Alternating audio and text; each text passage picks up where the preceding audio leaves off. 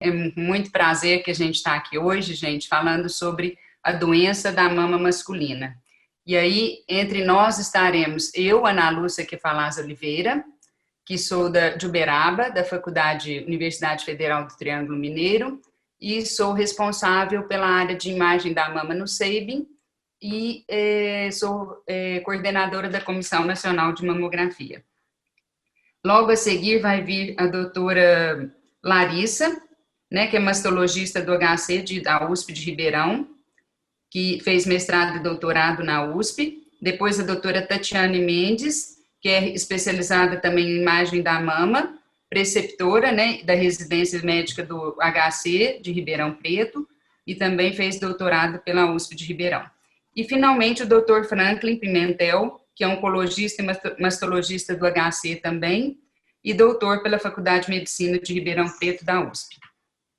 É com muito prazer que nós vamos apresentar a vocês essa discussão, e eu creio que a gente vai destrinchar, vamos conseguir fazer um apanhado geral de mama masculina. Vocês vão sair craque daqui e vão sair pensando que a gente sabe que a absoluta maioria dos homens não se preocupam com a doença mamária, né? E acreditam ser exclusiva das mulheres. Então, se tiver aluno da medicina, quem tiver aí, que está ainda, né, cursando a graduação, quem for da área de imagem, quem for da área da masto, é muito importante a gente saber que existe a doença na mama masculina para a gente fazer com que o homem esteja atento e vocês também no consultório, na clínica, possam explicar o que é, quais são as doenças da mama masculina, que é o que nós vamos ver aqui hoje, tá?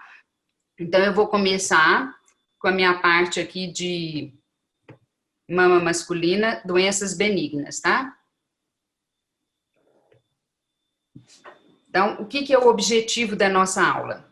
Então, conforme eu falei, meu nome é Ana Lúcia Quefalaz e eu sou de Uberaba, tá? Tá tudo ok aí, compartilhado? Então, nós estamos com, o objetivo da nossa aula vai ser o seguinte, a mama masculina, nós temos que ver a parte normal, como qualquer mama na imagem radiológica, nós temos que saber o normal. Então, nós vamos falar, a mama masculina é habitualmente examinada? Não, ela é só examinada quando a gente tem algum dado clínico, alguma história clínica, tá? Mas, de qualquer maneira, a gente tem que valorizar o exame clínico do paciente do sexo masculino. Então, nós vamos falar da mama normal, como que é, da ginecomastia, que é o mais comum, e outras patologias benignas. A indicação da mamografia e do ultrassom, que são os principais métodos, quando usar, tá? E como conduzir um exame ou outro, em que idade, os achados de imagem da mama apresentando os casos clínicos. Então, aqui nós temos a mama masculina normal, igual eu falei. O que ela tem? A pele, o subcutâneo e o músculo peitoral. Então, aqui uma representação de um exame, quem não conhece, é mamografia. O que é a mamografia? É um exame que a gente usa tanto para mulher e para o homem a gente usa só se ele tem algum dado clínico. Na mulher, a gente costuma fazer o exame de rastreamento. No homem, não. É só uma mamografia diagnóstica. Ou seja, quando a gente tem algum sintoma ou alguma queixa clínica. As glândulas mamárias em mulheres e homens são idênticas ao nascimento. A testosterona é que vai causar a involução e atrofia dos ductos. Então, teria os ductos, né, e o parênquima, só que com a testosterona ele vai atrofiar. E na mulher, a mulher com os hormônios do estrógeno vai desenvolver a mama. Então, aqui a gente vê, como que a gente vai ver? O peitoral, que é esse marcador, a pele e apenas gordura. Nós não temos nada na mama masculina, normal. E na mama, no ultrassom, como que a gente vai ver? A mama na mulher, a gente vê a pele, a gordura e o tecido fibroglandular e aqui o músculo e a costela. No homem, nós vamos, como eu falei, ó, a principal constituição é pele, tecido subcutâneo, atrofia dos ductos por causa da testosterona, ausência de lóbulos e ligamento, isso é muito importante a gente saber, e as estruturas neurovasculares e os linfáticos. Então, para comparar aqui, ó, a gente vai ver numa ultrassonografia normal. Como eu falei, radiologia, a gente tem que saber sempre o normal. Então, são lóbulos isoecóicos entre a pele e o músculo. Apenas isso que a gente vai ver. E quais são as queixas mais importantes que o sexo masculino procura? O clínico, na clínica de imagem, o mastologista. Então, ou ele sente dor mamária, queimação ou desconforto. Então, vai procurar a área de imagem por qualquer um desses dados aqui. E o aumento do volume, que é o fator constrangedor. Isso principalmente no paciente de 13, 14 anos, que, por exemplo, vai jogar basquete, vai nadar e tem aquela mama volumosa. Então, a gente recebe muito para fazer ultrassom nesses pacientes jovens, por quê? Para a dúvida se é glândula, se é gordura, e é um fator que realmente prejudica o adolescente. Então, é importante a gente fazer esse diagnóstico. Um nódulo palpável, que aí a gente já fica mais atento, um nódulo duro, ligado à papila, com retração da papila. Então, todo nódulo palpável que não tem cara de ginecomastia, nós temos que realmente investigar até o fim, fazer biópsia, porque até prova o contrário, é um câncer de mama. Retração do mamilo também é sugestivo, descarga papilar sanguinolenta e principalmente um gânglio acometido maior. Então, esses são os achados principais que chegam na clínica. E qual o exame que nós vamos pedir? Então, a gente sempre pede a mamografia como exame de eleição, mas em que idade? Então, de acordo com o Colégio Brasileiro e o Colégio Brasileiro de Radiologia e o Colégio Americano de Radiologia, acima dos 25 anos, o primeiro exame a ser solicitado é a mamografia. Por quê? Porque ela vai definir se tem ginecomastia, se tem nódulo, se tem alguma coisa. A mamografia é diagnóstica, porque o paciente vai estar com uma queixa clínica. O valor preditivo negativo é alto da mamografia, por isso ela é o exame de eleição, 99%, e ela identifica o carcinoma e elimina a necessidade de biópsia em situações de benignidade. Então, é por isso que nós temos que saber o que é benigno e o que é suspeito. O que tem cara de benigno não precisa ser biopsiado. E ultrassom. Então, se eu fiz a mamografia e achei alguma coisa suspeita, para que fazer ultrassom? Porque na mamografia eu fiquei em dúvida, então o ultrassom vai ajudar, e para dirigir a biópsia também. Ou se o paciente é abaixo dos 25, o primeiro exame que a gente usa é o ultrassom. Ou ainda, são lesões de difícil acesso. O que é isso? Ou na linha axilar anterior, ou no terço médio da mama, ou bem alto aqui, infraclavicular. Às vezes é raro, mas pode aparecer um nódulo e a gente ter que fazer ultrassom, porque a mamografia não consegue colocar aquela imagem na incidência mamográfica. Aqui agora eu vou dividir com vocês, então nós já fizemos a introdução, nós vamos falar das principais patologias benignas da mama. A Tatiana vai falar do maligno, o Franklin vai falar sobre como conduzir as doenças malignas, metastáticas, o tratamento, e a Larissa vai falar da epidemiologia e do prognóstico. Então, da minha parte, nós vamos falar sobre ginecomastia, abscesso, trauma ou pós-operatório, cisto sebáceo, cisto epidermoide, e as mais raras, o angiolipoma, o miofibroblastoma e ainda mais raramente o papiloma intraductal. Então, vamos ver uns casinhos para a gente poder ir discutindo. Sem dúvida, a ginecomastia e o câncer são os mais comuns. A gente sabe que o câncer é raríssimo, 1%, e a ginecomastia, ela acontece entre os 25 e 50 anos, em torno de 36% das vezes.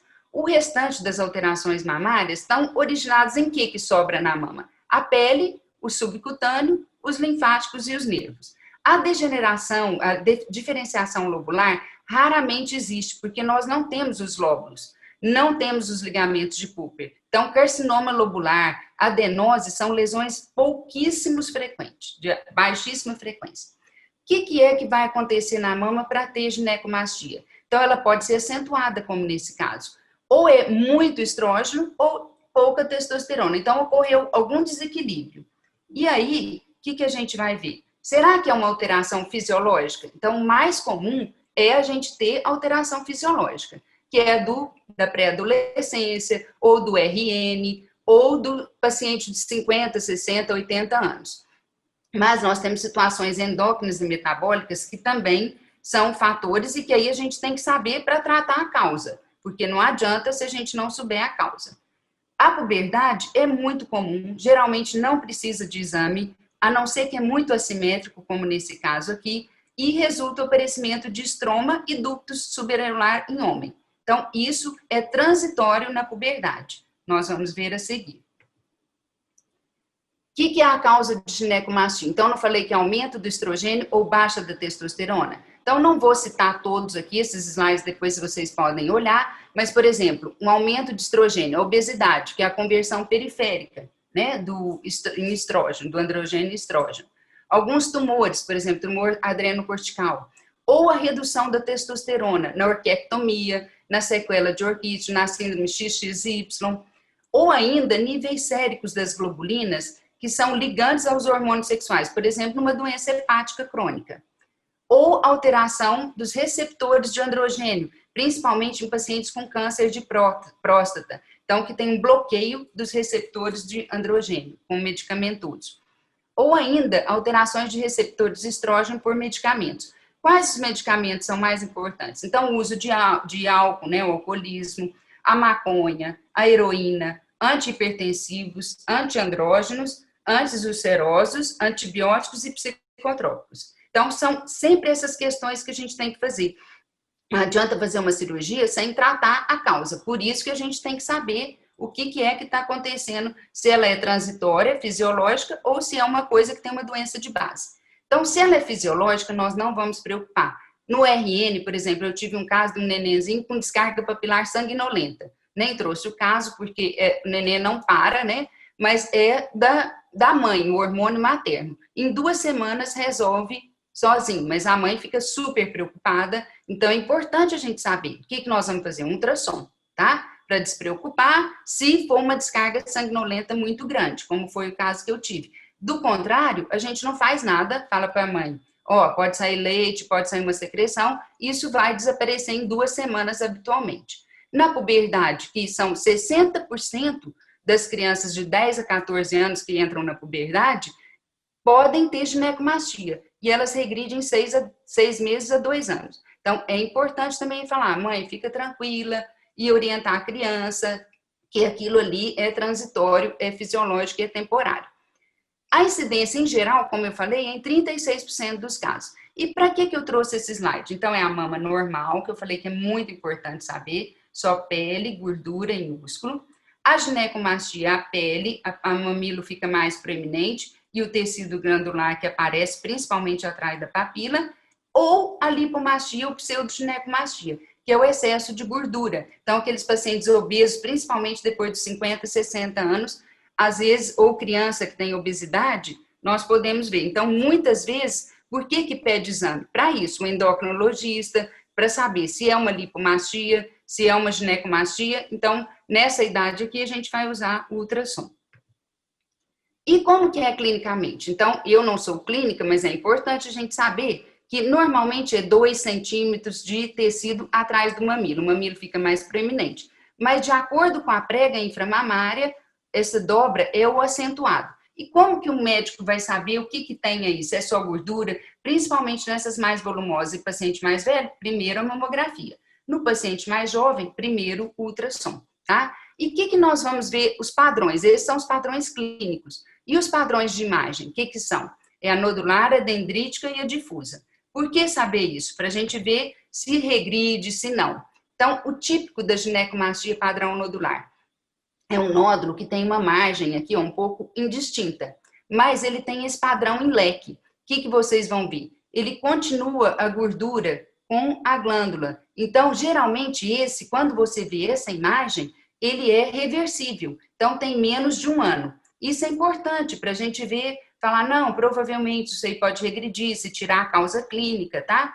E o que a gente vai ter na patologia? Então, a gente tem os ductos proeminentes e o estroma proeminente. Esse é o padrão típico da nodular, tá? Agora, um caso clínico para vocês verem, veio com ultrassom, 24 anos, dor e nódulo, principalmente de um lado só. Então, ela pode ser assimétrica. Um nódulo hipoecóico microlobulado.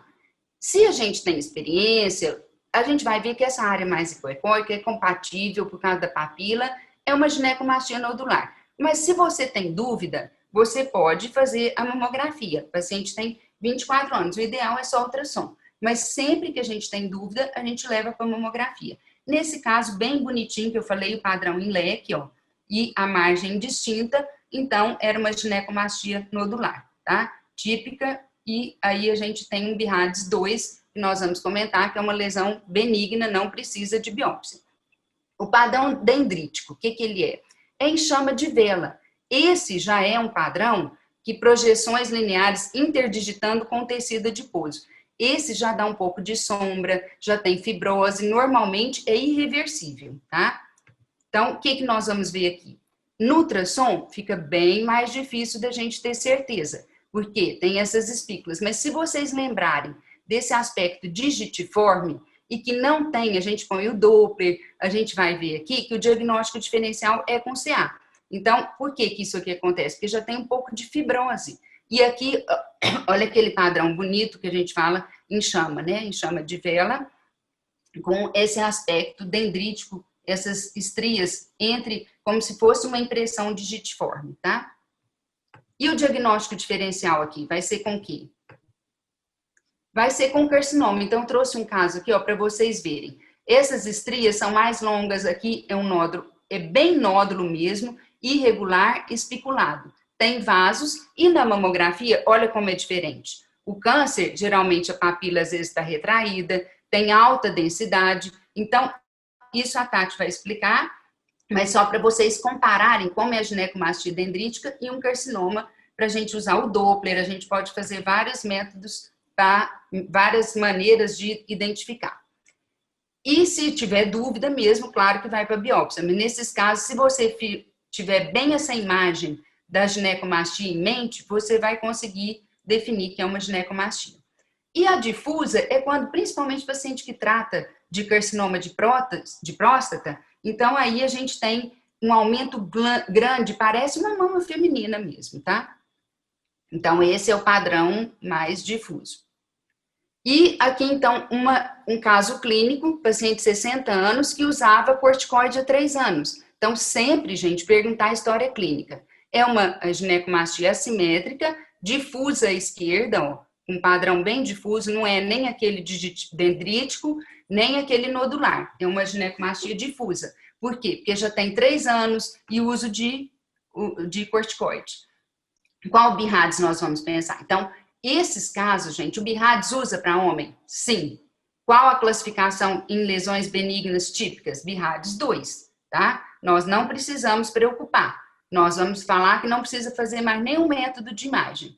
E a gente recomenda? Não, porque não existe rastreamento no câncer de mama nos pacientes, a não ser paciente de risco, que a Tati e o Franklin vão falar, tá? Então, aqui é só colocar o BIRADS e não escreve recomendação. Tá? E aí, a critério clínico, se o paciente tiver qualquer outra coisa, vai fazer outra mamografia diagnóstica por algum sintoma. Nesse é um outro caso dessa semana que a gente teve, ó, 37 anos, então, que o paciente tinha dor mamária, principalmente à esquerda. Essa dor tinha até melhorado agora na última semana, mas como era bem assimétrico, o médico sentiu uma coisa mais endurecida desse lado. Então, realmente tem que fazer a mamografia para a gente diferenciar. Olha como é tranquilo, uma ginecomastia nodular, que não precisamos fazer ultrassom, nada, o diagnóstico é um BIRADS 2, tranquilo. E o que é o diagnóstico da ginecomastia, então? É clínico, e se precisar, se de dúvida, a gente vai fazer a mamografia e ultrassom de acordo com a idade. A mamografia pode usar 1 ou 2 incidências, de preferência 2, porque a radiação é desprezível. Mas nós podemos também usar uma incidência em oblíqua, vamos supor, veio para o ultrassom, a gente quer só tirar uma dúvida, nós podemos tirar o paciente da mesa do ultrassom e fazer 2 oblíquas, que é a melhor, tá? E a idade para ultrassom ideal é primeiro exame abaixo dos 30 anos. Então, 28 anos, o que nós vamos fazer? Primeiro ultrassom. Olha, uma ginecomastia tranquila, difusa, tá? Então, área hipoecóica, que corresponde à proliferação do tecido fibroglandular bilateral, predominando mais a direita, porque a gente vê que tem um volume maior do que a esquerda. Tranquilo, um BIRADS 2. Acontece que esse paciente era muito grande, então ele ia fazer a cirurgia. Aí a gente acabou fazendo a mamografia, tinha uma calcificação. Por quê? Para ter certeza, porque o paciente ia retirar por desconforto, pelo volume, né? Então, o paciente ia fazer uma cirurgia plástica. É importante, então, a gente esgotar o método para a gente poder definir. Os abscessos, como que são? Então, a forma de apresentação, esse é um paciente que eu examinei, caiu um saco de cimento, então a mama volumosa, vermelha, quente. Esse paciente foi das dores maiores que eu já vi. O paciente estava alucinado de dor e teve um trauma uma semana. Então, claro que vamos fazer ultrassom, que é o primeiro exame, né? Porque numa dor dessa ninguém vai fazer mamografia, óbvio, né, gente? E aí um nódulo sólido cístico seria um BIRADS 4. Mas com a história clínica, isso aqui é um BIRADS 4, por quê? Porque vai fazer a drenagem, como foi feito drenagem aberta, porque estava volumoso. E o que aconteceu? Quando bateu o cimento, ele foi lá e furou uma agulha, né? Obviamente, teve a infecção e um abscesso muito grande, muito intenso, e aí teve que fazer drenagem aberta. Esse é um outro casinho de paciente de 62 anos. Então, primeira mamografia, olha aqui, ó, ginecomastia, aquelas digitiformes, e do outro lado, aquele aspecto em leque, mas um pouco mais denso. Então, traz dúvida, e era assimétrico. Então, o que a gente fez? Ultrassom. O ultrassom tinha uns grumos, um discreto reforço, um nódulo redondo circunscrito. Na hora do exame do ultrassom, o que a gente viu? Então, para realçar aqui a importância. Tinha um pouco de edema e calor, então nós optamos por fazer uma PAF e veio um processo inflamatório. Mas devido à mama ser aquele aspecto, né, bem denso, retropapilar, optou-se por fazer uma biópsia e realmente era um processo inflamatório. Então, algumas vezes, gente, é difícil a gente diferenciar. Então, a gente tem que ir para biópsia mesmo, tá? Mas é importante a gente usar todos os métodos e tentar definir se possível ou não fazer a biópsia, se é necessário ou não. Um outro caso, paciente com embolia em uso de anticoagulante. Então, olha a história clínica, o tanto que é importante. Um nódulo menorzinho na mama direita, no terço, na região central da mama, e outro no quadrante medial, a gente fez aquela clivagem, ó, foi feito, né, esse caso, uma apresentação de um pôster do RSNA, feita aquela imagem clivagem, que você pega a mama no meio, para ver melhor, porque era bem na região medial da mama, ó, na junção dos quadrantes mediais. Então, 2 nódulos, lembrando que esse paciente está em uso de anticoagulante. Foi para o ultrassom, parece mesmo, não tem vaso dentro, para a gente pensar o diagnóstico diferencial aqui, seria um carcinoma intracístico, mas os vasos estão só na periferia. Com a história clínica, a gente tem que pensar primeiro em hematoma, e o diagnóstico diferencial vai ser seroma, contusão, necrose gordurosa e CA intracístico. Mas nesse caso ficou um BIRADS 3, por causa da história, faz um controle, a hora que o paciente tiver controle do anticoagulante, e geralmente involui, tá? Então, está relacionado com trauma, nódulo com aparência atípica, a mamografia é um nódulo oval, pode ter calcificação quando é um processo mais crônico, tá? E no ultrassom a gente vai ver o cístico sólido com septo. E quanto ao cisto sebáceo e o cisto epidermoide? Geralmente eles são um nódulo grande, denso, mas não tem jeito da gente falar, é um nódulo redondo, circunscrito, de alta densidade. Não tem jeito da gente falar, então a gente põe um BIRAD 0. Ninguém vai falar que isso aqui é um cisto epidermoide só de olhar. Pode ser um carcinoma intracístico, então fazemos ultrassom. Quando a gente vê no ultrassom que está bem debaixo da pele e no subcutâneo, a gente pode lembrar do cisto, né, epidermoide. Mas nesse caso, é só para diagnóstico diferencial. Essas lesões grandes são biopsiadas e era realmente um cisto epidermoide, tá? Aqui um outro caso que a gente tem que ver. Quando a lesão é um pouco excêntrica, fora da papila, a gente já preocupa mais. É circunscrito, não tem calcificação, mas até prova o contrário, é um nódulo suspeito. A gente vai para o ultrassom. Lá no ultrassom, a gente viu também que era um nódulo bem debaixo da pele, mas tinha um pouco de vaso. Então, esse é um caso cedido pela doutora Grazi, pessoal de Barretos. Então, o diagnóstico diferencial seria um cisto sebáceo, um cisto epidermoide e um carcinoma circunscrito.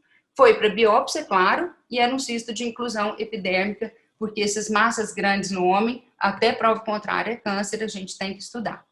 E para diagnóstico diferencial mais raro, a gente tem um fibroadenolipoma, esse caso é do livro da doutora Tatiana, do artigo, que é um fibroadenolipoma, e aqui a gente vê que na gordura, o tecido hiperecogênico, hipoecóico entremeado, um nódulo que não tem cápsula verdadeira, mas aqui a radiodensidade é mista. A gente já pode pôr o BIRADS 2, e é bem típico de fibroadenolipoma, tá? E agora, outros casos mais raros, que é, por exemplo, aqui tem a ginecomastia, aqui marcando a área palpável, um nódulo de média radiodensidade circunscrito sem calcificação. No ultrassom, ele está bem perto do músculo e é bem heterogêneo. Então, é um BIRADS 4, um 4B. Claro que fez a biópsia. Era um miofibroblastoma, aqui a representação macroscópica de um outro caso, ó, e que não vamos falar nunca que isso é tipo de miofibroblastoma. A gente só lembrar que é diagnóstico diferencial de um carcinoma circunscrito, tá? E a média da idade é de 50 a 60 anos. A biópsia foi feita. Então, para a gente concluir, gente, a mama masculina, é muito comum a gente ter alteração benigna, mas qualquer nódulo na mama masculina não seja típico de ginecomastia, nós vamos fazer biópsia, tá? As transitórias, não precisamos fazer biópsia, aquelas de 14, 15 anos, ou nos pacientes de 80 anos, que já são da andropausa, tá? A mamografia tem se mostrado um estudo preciso para diagnóstico de ginecomastia benigna, e é a situação mais frequente, tá? Fora isso, nós temos, às vezes, que fazer a biópsia. Queria agradecer a atenção de todos e chamar agora a Larissa para fazer a apresentação dela. Foi um prazer estar com vocês e a gente vai responder as questões no final. Um abraço a todos. Obrigada, doutora Ana.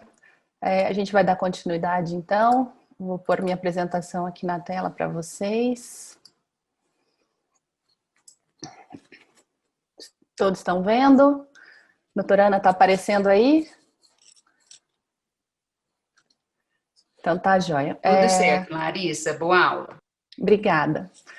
Então, nós vamos continuar com o tema aí da mama masculina. Eu sou Larissa Mandarano, eu sou médica mastologista aqui do setor de mastologia e oncologia ginecológica do Hospital das Clínicas, da Faculdade de Medicina de Ribeirão Preto.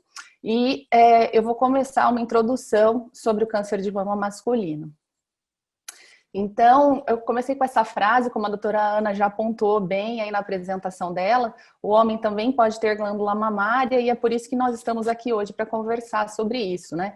Parece óbvio, mas é importante a gente conversar sobre esse assunto, porque as doenças da glândula masculina são raras e toda patologia rara, nós temos uma tendência a negligenciar, né, tanto os pacientes quanto os profissionais de saúde, né? Como a doutora Ana já comentou, o homem não valoriza queixas mamárias, existe uma tendência de achar que doenças da mama são coisas de mulher, né?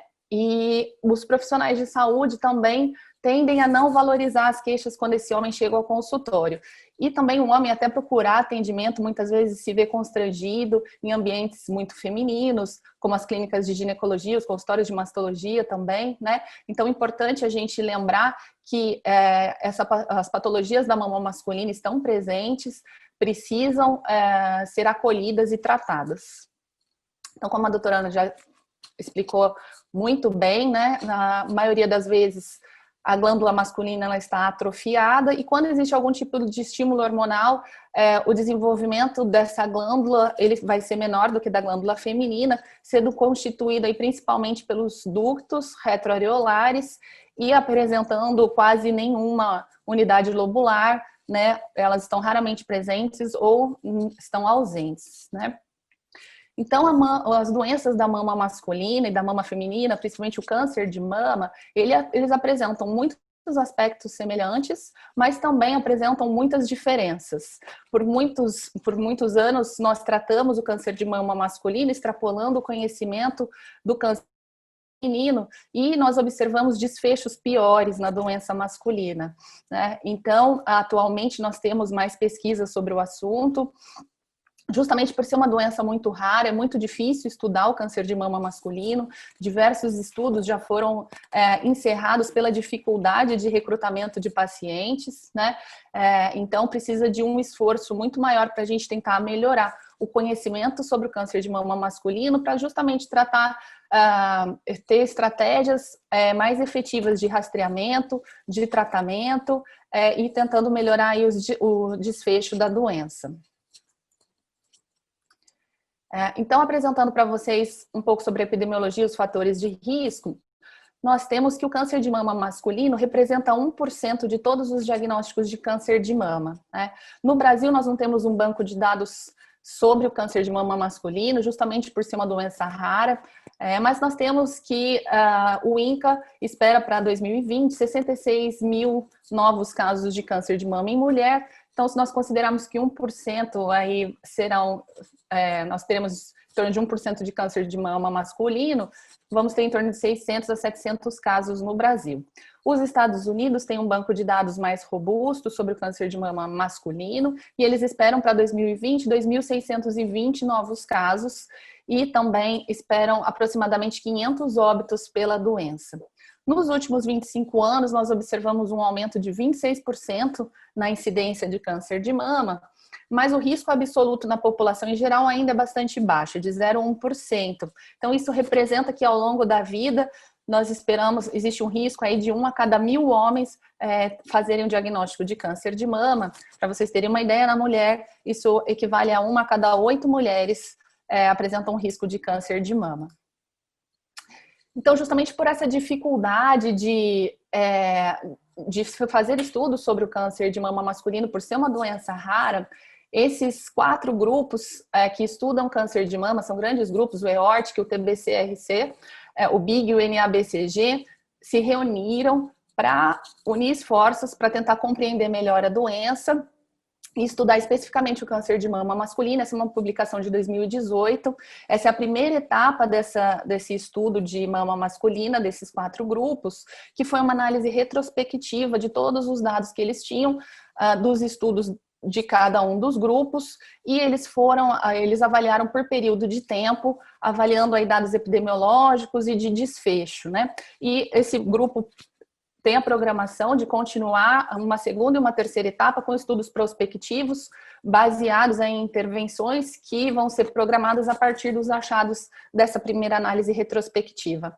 Então, no banco de dados deles, eles conseguiram recuperar 1.822 pacientes, o que é um N bem expressivo para uma publicação de mama masculina.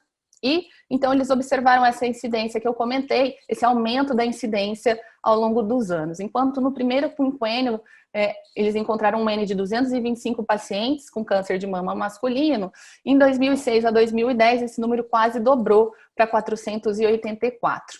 A idade ao diagnóstico é um pouco semelhante à da mulher, com maior frequente, o diagnóstico é mais frequente acima dos 60 anos. Entretanto, pacientes abaixo dos 50 anos, é muito raro do câncer de mama acontecer, mais raro do que na mulher, né? Essa população representa um grupo menor no câncer de mama masculino, essa população jovem, do que no câncer de mama masculino. E nós sabemos que quando o câncer de mama masculino acontece abaixo dos 50 anos, os desfechos são piores da doença, o prognóstico é pior. Quanto aos fatores de risco, essa é uma outra revisão publicada na Radiographics de 2018, é uma revisão feita pela Universidade de Nova York, e eles também buscaram identificar os fatores que aumentavam o risco de câncer de mama, que são fatores já bem definidos na população feminina, mas ainda não existe tanto consenso na população masculina. Então, as condições que levam à ginecomastia, que a doutora Ana já elucidou bem, que aumentam os níveis de estrogênio ou que causam baixos níveis de androgênio, justamente pelo estímulo da glândula mamária, elas também vão aumentar o risco de câncer de mama, né? Então, hoje nós temos aí um pouco mais frequente, né, do que em anos passados a exposição a estrógenos exógenos, né, em pacientes transexuais, a síndrome de Klinefelter, a obesidade, são situações que a doutora Ana já pontuou bem, como situações de estímulo da glândula mamária, então aumentando também o risco do câncer de mama. Quanto às mutações genéticas, elas são muito mais frequentes no câncer de mama masculino do que no feminino, representando aí mais de 20% dos diagnósticos, né? Então, por isso, todo homem com diagnóstico de câncer de mama, existe a recomendação de que se faça a avaliação genética na busca de mutações, porque ela é realmente mais frequente no câncer de mama masculino. Outros fatores externos, a exposição à radiação, a campos eletromagnéticos, hidrocarbonetos, são fatores que aumentam o risco de câncer de mama, como também de outros tipos de câncer. A história familiar também aumenta o risco do câncer de mama masculino, com parentes de primeiro grau com câncer de mama ou ovário. A história pessoal de câncer de mama, quando o paciente já teve um câncer, ele vai ter um risco aumentado de ter um novo câncer de mama. Se nós olharmos aí para a população masculina, esse risco ao longo da vida tem um aumento de mais de 100 vezes, né? De 0,1 ele sobe para 2%.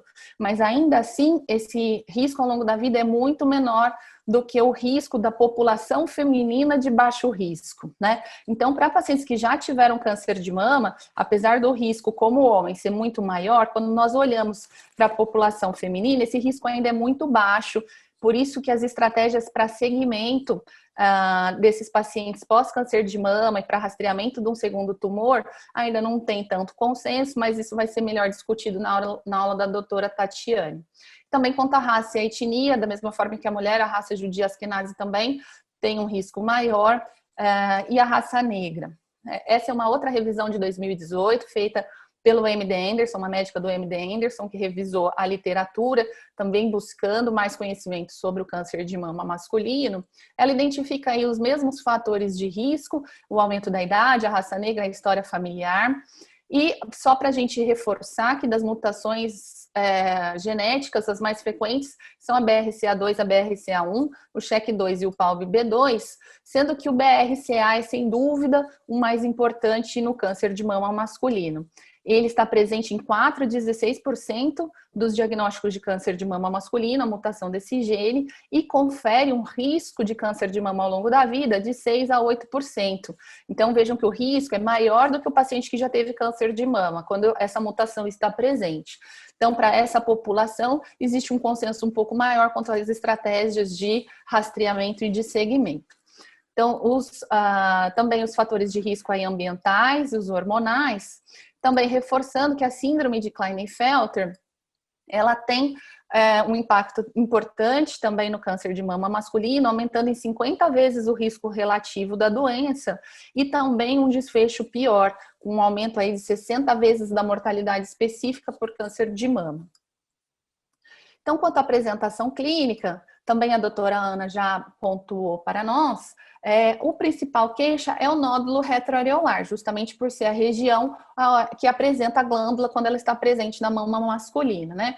Diferente da ginecomastia, esse nódulo é indolor, né? E costuma ser palpável, e o principal diagnóstico diferencial é a ginecomastia. Nem sempre isso é possível ser feito clinicamente.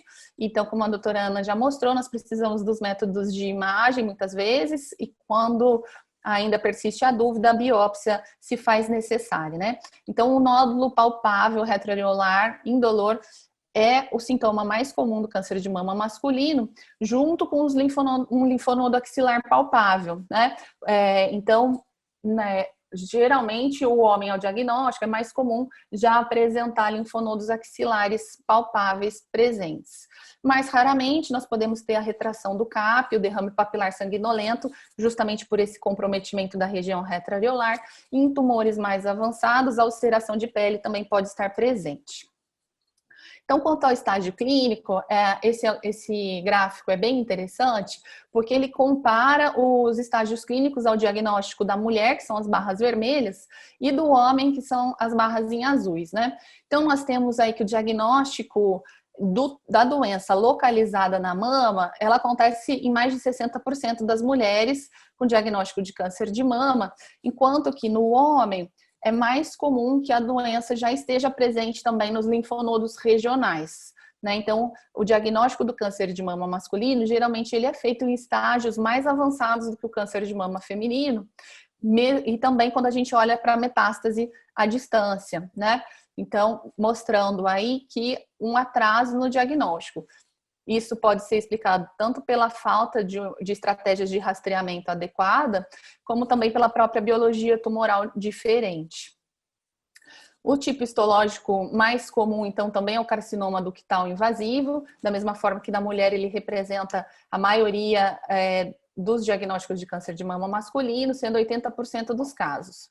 Em 10% dos casos, nós temos diagnóstico de carcinoma ductal in situ e em apenas 2% das neoplasias malignas da mama são compostas pelos carcinomas lobulares, justamente porque na mama masculina a unidade lobular é muito rara, ela quase nunca está presente. Então, as doenças lobulares também são mais raras. E 5% dos casos podem se apresentar como doença de Paget. Quanto ao subtipo molecular, eu só coloquei aqui uma tabela para a gente lembrar que os subtipos moleculares, eles representam uma assinatura genética e são fatores prognósticos, e eles podem ser avaliados pela imunistoquímica, sendo que os tumores luminais A são os de melhor prognóstico, que apresentam os receptores de estrógeno e progesterona fortemente positivos, com o HER2 negativo e o KI67, que é o índice de proliferação celular mais baixo. E os tumores luminais B, que tem um prognóstico já um pouco pior, que podem ser luminal B HER2 negativo, como que eles vão se apresentar? Com receptor de estrógeno positivo e HER2 negativo, e o receptor de progesterona baixo ou o KI67 baixo. Então, um desses dois fatores já classifica como luminal B. E o luminal B HER2 positivo, ele vai ser estrógeno positivo e HER2 positivo com qualquer receptor de progesterona ou KI67. Os tumores HER2 têm um prognóstico pior do que os luminais, então eles têm os receptores hormonais, tanto estrógeno quanto progesterona negativos, e o HER2 é positivo. E os tumores de pior prognóstico são os tumores basais, que são os triplo negativos. Então, a distribuição desses subtipos histológicos nos diagnósticos de câncer de mama masculino, eles diferem da mama feminina justamente por apresentarem menos diagnósticos de tumores HER2 e basais, que são os de pior prognóstico, né? Então, a grande maioria dos tumores são luminais, com receptores de estrogênio positivo, sendo que o luminal B é o mais frequentemente encontrado. Então, nessa outra revisão aqui, também da Universidade de Nova York, eles também encontraram a mesma distribuição, com os tumores luminais B sendo os mais frequentes, com 49% dos casos, e os tumores HER2 e os basal representando aí uma minoria dos casos. E o que eles pontuaram de interessante nesse artigo foi a presença dos receptores de androgênico muito frequente nos tumores de mama masculino. E essa informação é relevante porque os estudos vêm mostrando que a positividade do receptor de androgênio pode se relacionar com uma sobrevida livre de doença menor, pode representar um mecanismo de resistência à endocrinoterapia, além de ser uma potencial foco para terapia-alvo, né? Então, esses receptores de androgênio são muito mais frequentemente positivos no câncer de mama masculino. Então, para a gente poder resumir aqui, comparando o câncer de mama masculino com o feminino, nós temos que o risco de câncer de mama na população geral masculina é muito baixo, de 0,1%, e esse risco aumenta com as mutações BRCA1 e principalmente a mutação BRCA2, mas ainda assim, se nós observarmos, o risco da mulher é muito mais alto do que na população masculina mutada. A idade média ao diagnóstico, então os homens são um pouco mais velhos ao diagnóstico, o tamanho do tumor é um pouco maior do que na mulher, mas o comprometimento linfonodal, ele está mais presente ao diagnóstico do câncer de mama masculino. E quanto às características histopatológicas, os subtipos lobulares e o HER2 positivo são muito mais raros do que no câncer de mama feminino. O receptor de estrógeno é muito mais frequentemente positivo, da mesma forma que os receptores de androgênio também são mais frequentemente positivos no câncer de mama masculino. Então, o que isso reflete no prognóstico, né?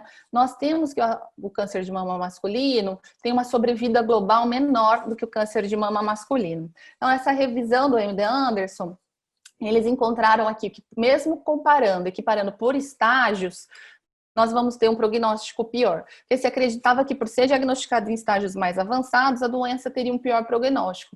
Mas mesmo comparando por estágios, aqui ele encontrou um pior prognóstico em todos os estágios, com exceção do estadio 3.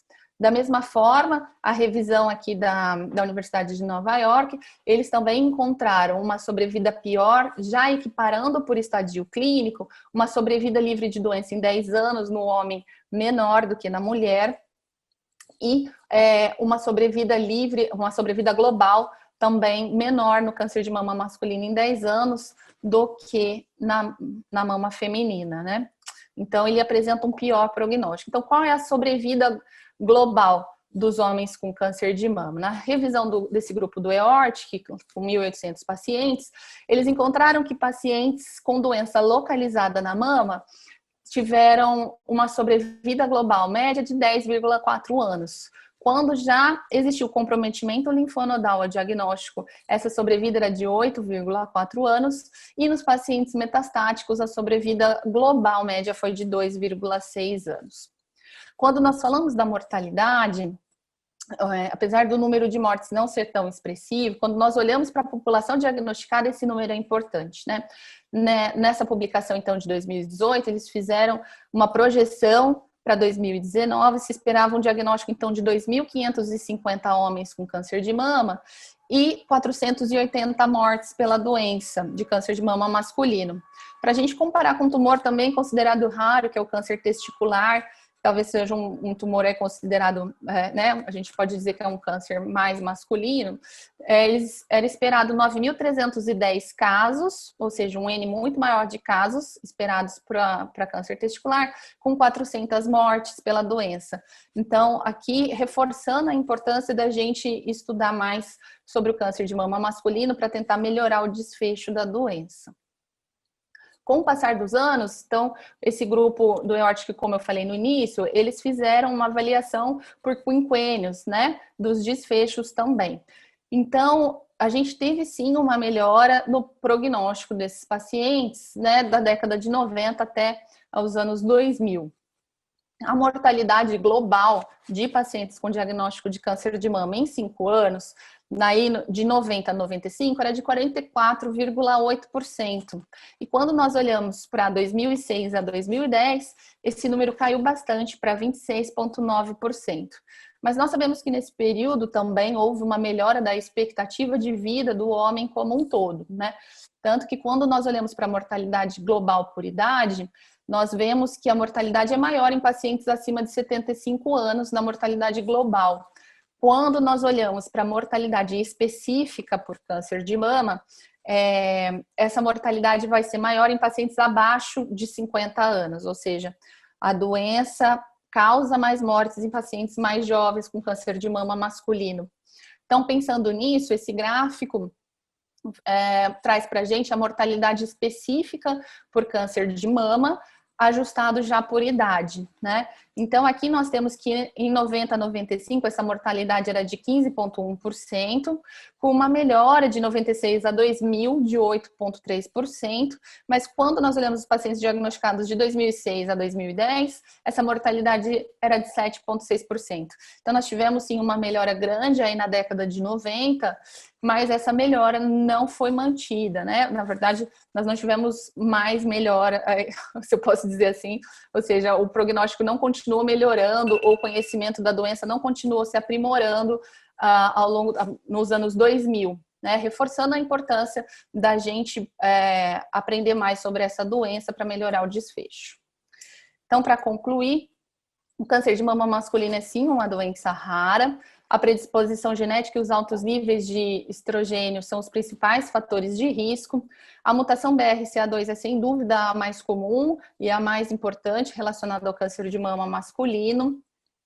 Ele é diagnosticado geralmente em estágios mais avançados do que na mama feminina e a sobrevida é menor do que na mulher, mesmo quando nós avaliamos por estágios clínicos. Dessa forma, então, nós necessitamos de mais estudos para melhorar o conhecimento sobre a doença e melhorar os desfechos do câncer de mama masculino. Então, era isso que eu tinha para compartilhar com vocês. Agradeço mais uma vez o convite. A gente vai continuar discutindo depois no final. Eu passo a palavra, então, para a doutora Tatiane, que vai continuar falando agora sobre os aspectos de imagem do câncer de mama masculino.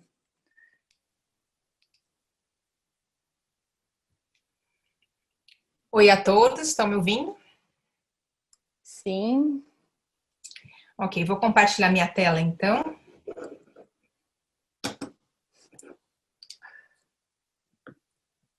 Ok. Bom, boa tarde a todos. Larissa, linda aula, ótima apresentação. Aninha também, casos super interessantes e vocês facilitaram aqui o meu trabalho. Então, a gente vai dar sequência a esse assunto falando sobre os aspectos de imagem das patologias malignas da mama masculina. Então, eu vou falar rapidamente, né? A Aninha já pontuou muito bem alguns pontos sobre os métodos de imagem que a gente tem para avaliar a mama no homem, que são exatamente os mesmos que a gente avalia a mama na mulher. A mamografia em questão, a Aninha já falou, tem uma alta sensibilidade, uma alta especificidade que vão conferir uma alta acurácia, né? Semelhante aí a sensibilidade da mamografia para uma mama feminina adiposa, então chegando até 100% de sensibilidade. Ok, então vamos retomar. A mamografia, como a gente tinha dito, alta sensibilidade e alta especificidade, semelhante à mama adiposa feminina, por isso ela é um exame muito eficaz na mama masculina. Então a gente sabe que a mamografia ela é um excelente método para a gente avaliar, mensurar, identificar calcificações e na mamografia que algumas alterações têm um aspecto bem definido, bem específico, que ajudam a gente a definir aquela patologia, como por exemplo no caso da necrose gordurosa e da ginecomastia, como a Aninha já contou. Nós fazemos as incidências de rotina e lembrando que às vezes, devido à hipertrofia do peitoral maior, né, que é mais comum no homem do que na mulher, as grafias caldo-cranial e o perfil 90 graus podem ajudar no posicionamento desse paciente. A tomossíntese é um recurso que é disponível em alguns mamógrafos digitais mais modernos. A gente não tem nenhum estudo específico que diga que a tomossíntese tem uma acurácia melhor do que a mamografia nos pacientes masculinos, mas a gente sabe que o efeito principal da tomossíntese é reduzir a sobreposição de tecido fibroglandular e que no homem isso poderia auxiliar no caso das mamas com ginecomastia. A ultrassonografia tem valores diferentes de sensibilidade e especificidade na literatura, porque é um exame que depende, né, de quem realiza, mas ele é utilizado para auxiliar na caracterização de lesões, principalmente para guiar a biópsia, lembrando que a biópsia estereotáxica no homem é muito difícil, porque você tem que ter uma espessura mamária mínima e o homem tem uma mama pouco espessa, pouco volumosa, e às vezes isso impossibilita qualquer tipo de biópsia guiada por mamografia, e nós sabemos que a ultrassonografia é o padrão ouro para avaliação de axila. Na ressonância magnética, a gente tem dados limitados na literatura em relação aos descritores utilizados no Lexo BIRADS para a mama feminina. Então, será que esses descritores realmente conseguem descrever corretamente e tem um valor preditivo positivo, eficiente, como acontece para a mama feminina? A gente não tem isso relatado para a mama masculina, a gente não sabe ainda quais são os melhores cenários da indicação e qual que é a acurácia da ressonância para identificar as patologias mamárias no homem, mas nós sabemos que a ressonância magnética é um ótimo exame para a gente avaliar o comprometimento de parede torácica por neoplasia e essa com certeza é uma indicação eficaz no homem. Aqui a Aninha já comentou, né? Então é importante a gente lembrar que se no exame físico a gente tem o aspecto típico de ginecomastia ou pseudoginecomastia, a gente não precisa complementar com nenhum tipo de exame de imagem, mas se a lesão já é suspeita na palpação ou já tem características clínicas suspeitas como descarga papilar, retração cutânea, o primeiro exame deve ser feito a mamografia e depois o ultrassom se necessário. Para os casos onde o exame físico é indefinido, segundo o Colégio Americano de Radiologia, se o paciente, como a Aninha disse, tem menos de 25 anos, a gente começa com ultrassonografia e, se preciso, faz a mamografia. E se o paciente tem mais de 25, a gente começa com a mamografia, que a gente viu que tem uma alta acurácia, identifica facilmente a ginecomastia e a gente segue com o ultrassom se permanecer indefinido ou se for suspeito. A Aninha já falou muito bem sobre isso, a gente utiliza o Lexo BIRADS e coloca as categorias de conduta, mas a gente muitas vezes tem que omitir a recomendação ou mudar a recomendação para os pacientes masculinos.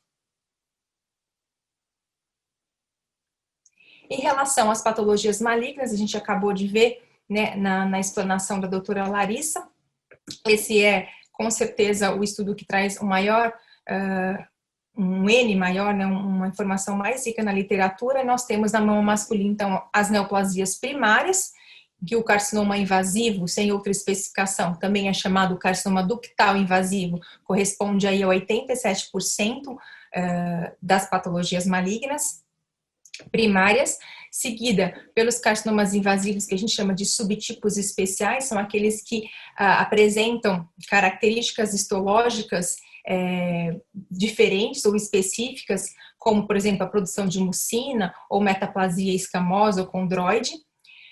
O papilífero dos subtipos especiais é o mais comum, cerca de 3% deles, e em termos relativos, o carcinoma papilífero é mais comum no homem do que na mulher, o que não acontece em números absolutos, seguido então pelo mucinoso. O carcinoma ductal in situ é raro, a gente sabe que o carcinoma ductal in situ, ele geralmente é assintomático e ele é diagnosticado na mulher através de exame de rastreamento, que não acontece na população masculina de forma geral. E o carcinoma lobular invasivo, bem menos comum no homem do que na mulher, como já foi falado, né, as patologias lobulares no homem são mais raras. Em relação às metástases mamárias, nós temos vários sítios que podem metastatizar para a mama, né?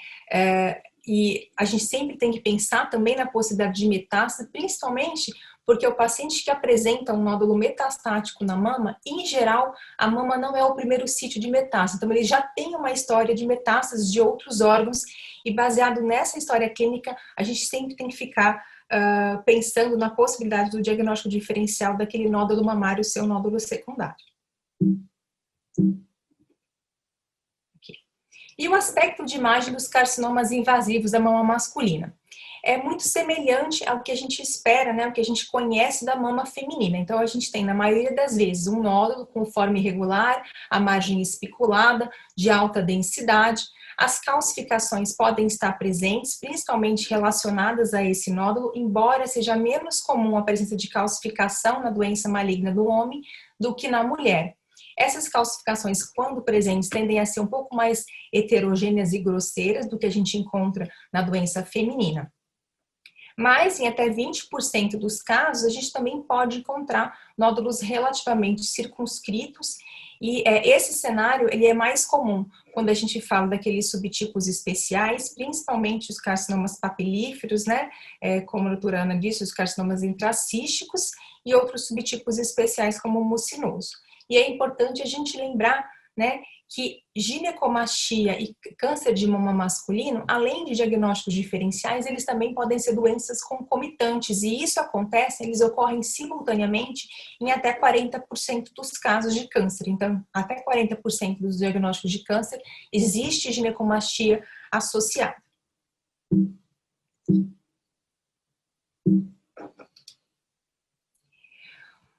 É importante também a gente discutir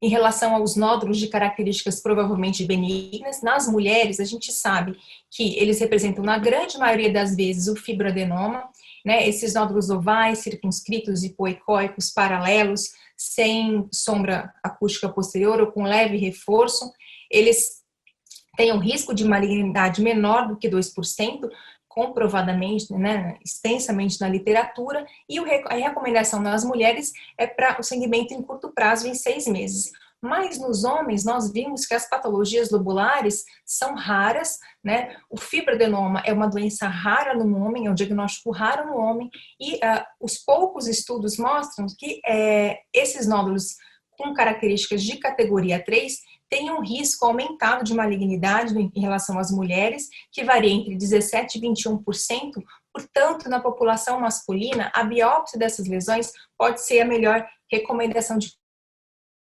em curto prazo. Então, vamos ver alguns casos.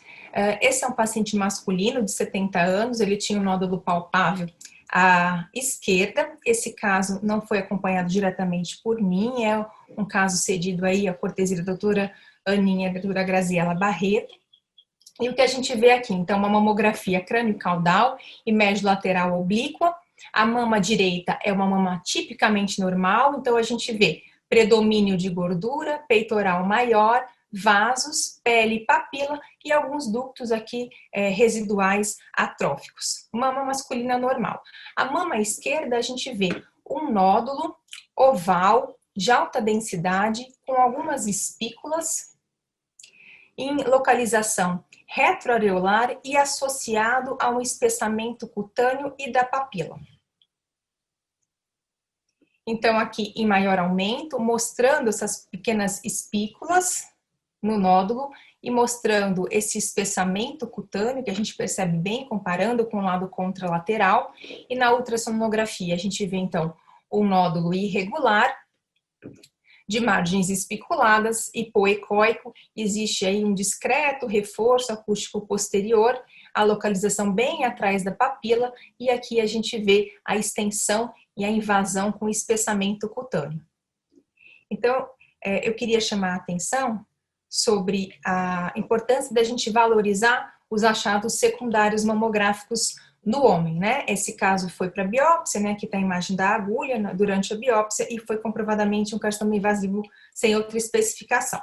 Por que a gente tem que valorizar esses achados secundários, né? A doutora Larissa também já conversou com a gente que no homem é muito mais comum que a gente tenha invasão de pele e papila e linfonodopatia axilar ao diagnóstico em relação à população feminina. Então, invasão de pele e papila ocorre em até 40% dos casos e linfonodopatia pode ser vista em até 50% dos casos. Em parte, isso é explicado pela própria biologia molecular do tumor, parece que o tumor do homem é um tumor mais agressivo, pela demora em procurar, né, o atendimento médico, que a gente também já discutiu, né, pelo estigma do homem, mas também pode ter algumas explicações anatômicas, lembrando que anatomicamente existe sempre uma proximidade entre o câncer, entre a lesão e a pele, porque o homem não tem um volume mamário, então ele não tem parênquima, né, nem volume mamário ao redor, separando essas estruturas. E outra característica importante é que 60% dos carcinomas masculinos, eles têm localização também retroareolar, até porque é na região retroareolar que eu tenho uma maior quantidade daqueles ductos residuais atróficos no homem, que vai ser o sítio de desenvolvimento do câncer mamário. E é também essa localização retroareolar que pode ajudar a explicar, né, o autoacometimento de linfonodos axilares pela disseminação através do plexo linfático superficial, que tem localização retroareolar. Então, esse é o caso 2, um paciente masculino,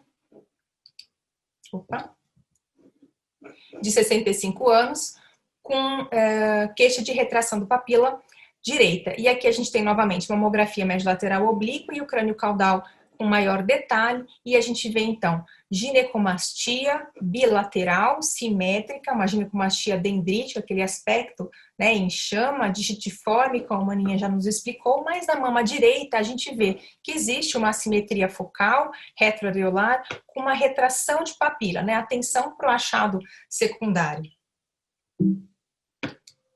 Na ultrassonografia, a gente consegue caracterizar melhor, né, essa simetria focal e a gente consegue definir que se trata, então, realmente de um nódulo irregular, espiculado, hipoecóico, sem característica sonora posterior. A gente consegue, novamente, ver o sinal de espessamento e invasão cutânea e uma vascularização interna importante do nódulo. Então, de diagnóstico final, esse paciente tinha um carcinoma invasivo, sem outra especificação, era um luminal BRAF2 negativo e uma ginecomastia bilateral. Esse é um outro caso, paciente de 82 anos, com queixa de retração do papila e nódulo palpável na mama esquerda. Então, novamente, né, a gente vê aquele nódulo de localização retroareolar, um nódulo irregular, espiculado, de alta densidade, associado a calcificações pleomórficas finas, com espessamento, retração do complexo auréolo-papilar. E também era um carcinoma invasivo, sem outra especificação, luminal A. Tati, vou só interferir um pouquinho, pedir para o pessoal desligar a câmera e o som, porque está dando corte. Quem tiver com câmera ligada, gente, desliga, por favor, porque está dando interferência um pouquinho, né, na sua fala, Tati. Obrigada, Okay. Viu? Desculpa. Quer que eu volte um pouquinho ou tá ok? Bom, então... Ok, Tati, tá ok, viu? Perfeito, Aninha, obrigada. Então, esse é o quarto casinho, é uma paciente masculina com história de nódulo palpável na mama direita, também é um caso acompanhado e cedido pela doutora Graziela Barreto, do Hospital de Barretos, né? É uma mamografia, então, crânio caudal e médio lateral oblíquo, incidências de rotina, e aqui a grafia com compressão seletiva ampliada em médio lateral oblíqua bilateralmente. O que a gente vê novamente? A gente vê uma ginecomastia, padrão dendrítico, bilateral, simétrico, né, aquele aspecto em chama, mas do lado direito a gente vê um nódulo melhor visto na compressão e melhor visto na grafia médio lateral oblíqua, um nódulo na união dos quadrantes laterais da mama direita, no terço posterior, de alta densidade, irregular e margem indistinta. Aqui identificado na ultrassonografia, um nódulo oval, a margem é hora indistinta, aqui a margem um pouco mais angulada, um nódulo hipoecóico, sem características na hora posterior.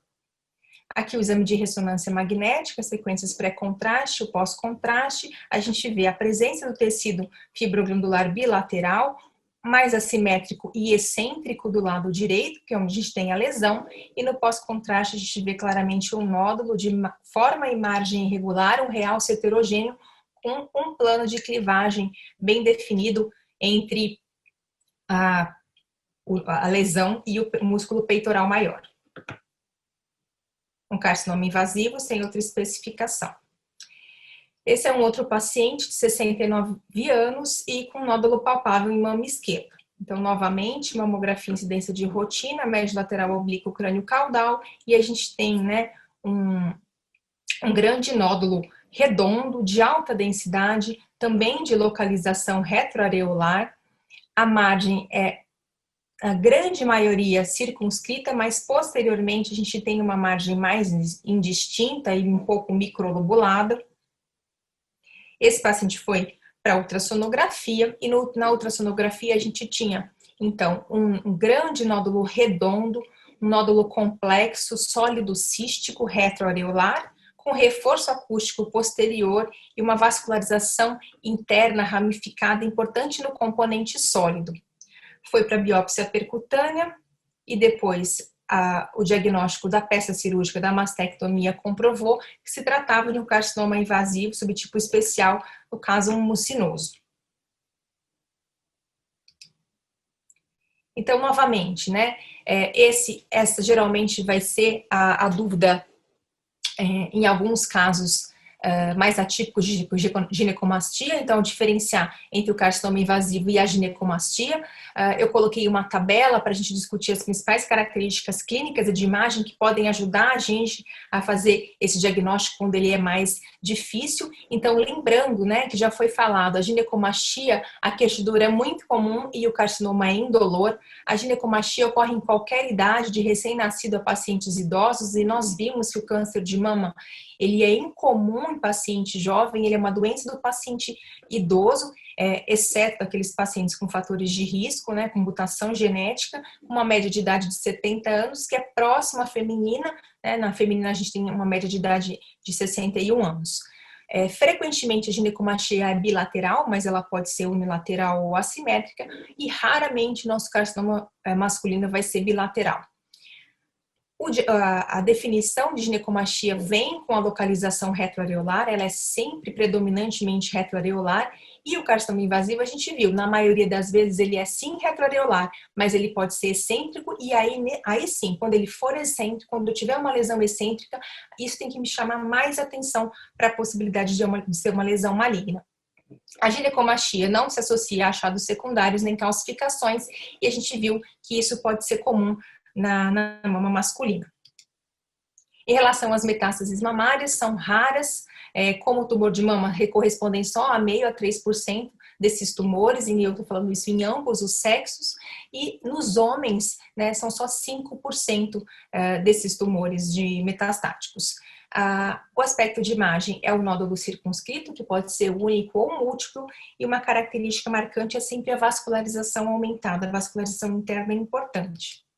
Então, esse era um paciente masculino de 57 anos, ele tinha tratado um leiomiosarcoma de coxa, já era um paciente metastático para fígado e baço e referiu o surgimento de um nódulo na mama esquerda há 3 meses. Então, temos aqui a mamografia crânio-caudal e o crânio-caudal em maior aumento, mostrando, então, um nódulo com forma irregular, alta densidade, a margem é circunscrita e a gente não tem achado secundário associado. A ultrassonografia confirma essas características de imagem, então a gente tem nódulo com várias lobulações, a gente chama então de irregular, ele é bem circunscrito, é hipoecóico, existe um reforço acústico posterior discreto e ao Doppler a gente vê uma importante vascularização interna ramificada e esse nódulo foi comprovadamente diagnosticado com metástase de leiomiosarcoma. Esse é um outro caso de um paciente masculino com 72 anos, já com diagnóstico de mieloma múltiplo e queixa-se de um nódulo aparecendo na mama direita. Então, a gente tem novamente mamografia médio lateral oblíqua, crânio caudal e compressão seletiva em crânio caudal da mama direita. E a gente vê uma ginecomastia difusa bilateral, simétrica, mas nós vemos na mama direita também um nódulo, um grande nódulo, na união dos quadrantes mediais, às 3 horas, no terço médio para posterior, de densidade igual. Na compressão seletiva, a gente vê que esse nódulo tem alguma margem obscurecida ainda, mas a gente consegue ver que ele é relativamente bem circunscrito. Infelizmente, eu não tenho o desfecho ultrassonográfico nesse caso, mas foi comprovadamente uma metástase desse mieloma múltiplo. Então, a gente está quase terminando e eu gostaria de finalizar discutindo, né, um tema que é sempre polêmico, difícil também pelo baixo número de trabalhos publicados, que é em relação à população de transgêneros e o risco de câncer de mama. Então, a estimativa é que existam cerca de 8 a 25 milhões de transgêneros no mundo. O transgênero feminino, que é aquele que nasce com sexo masculino e passa a se identificar com o sexo feminino, ele faz uso, em geral, de hormonioterapia com estrógeno e bloqueador de testosterona para promover o desenvolvimento mamário. Esse desenvolvimento mamário se dá com proliferação de também lóbulos e ácidos, então parece que é um pouco diferente da fisiopatologia da ginecomastia, que a gente tem praticamente só proliferação estromal e ductal. Apesar da hormonioterapia, esses pacientes não atingem o estágio final do desenvolvimento mamário, o Turner 5, eles não atingem o Turner 5 e muitos deles acabam também fazendo uso da mastoplastia adicional. Bom, mas se o uso dessa hormonioterapia nesses pacientes, se o uso de estrogênio nessas mulheres transgêneras aumenta o risco de câncer de mama, isso não é bem definido diretamente na literatura atual, mas a gente tem evidências indiretas, porque nós sabemos que alguns estudos mostraram nas mulheres cisgênero, na pós-menopausa, no climatério, o uso de estrogênio e progesterona pode aumentar o risco de câncer de mama. E nós vimos também, a doutora Larissa falou muito bem, que o estrogênio elevado é fator de risco para a neoplasia de mama masculina. Então, isso pode significar, sim, que esses pacientes têm um risco elevado de câncer de mama em relação aos homens cisgênero. O transgênero masculino é aquele que nasce com sexo, com gênero feminino e passa a se identificar com o gênero masculino. Esses pacientes fazem uso de testosterona e podem recorrer ou não à adenomastectomia estética. Ambos, né, o uso de testosterona e a adenomastectomia são estratégias que já reduzem o risco de câncer de mama. Lembrando que a testosterona, como a doutora Ana disse, ela leva à atrofia ductal e promove a fibrose estromal. Então, esse é um estudo publicado no Jornal Britânico em 2019, de um grupo holandês, e ele é um coorte retrospectivo que avaliou 2.260 transgêneros femininos e 1.229 transgêneros masculinos, todos com hormonioterapia. E ele definiu que o risco de desenvolver câncer de mama nos transgêneros femininos é de 4,1 em 100 mil indivíduos e nos transgêneros masculinos de 5,9 em 100 mil, no homem cisgênero 1,2 em 100 mil, como a gente já viu, e na mulher cisgênero 170 em 100 mil. Né? Ele encontrou 15 carcinomas invasivos e 3 in situ, né, no grupo de transgêneros femininos, com uma média de idade de desenvolvimento do câncer de 52 anos. E encontrou 4 carcinomas invasivos no grupo de transgêneros masculinos, com média de idade de 46 anos. Portanto, o artigo conclui que a hormonioterapia, o tratamento hormonal, ele afeta sim o risco de câncer de mama em relação ao sexo de nascimento, que passa a ser menor no transgênero masculino. Então, o transgênero masculino, ele reduz o risco dele em relação ao sexo de nascimento, ao grupo do mesmo sexo de nascimento, enquanto o transgênero feminino, ele aumenta o risco em relação ao grupo com o mesmo sexo de nascimento. E também conclui que a idade de incidência de câncer nesses pacientes transgêneros femininos ou masculinos é menor em relação à população cisgênero.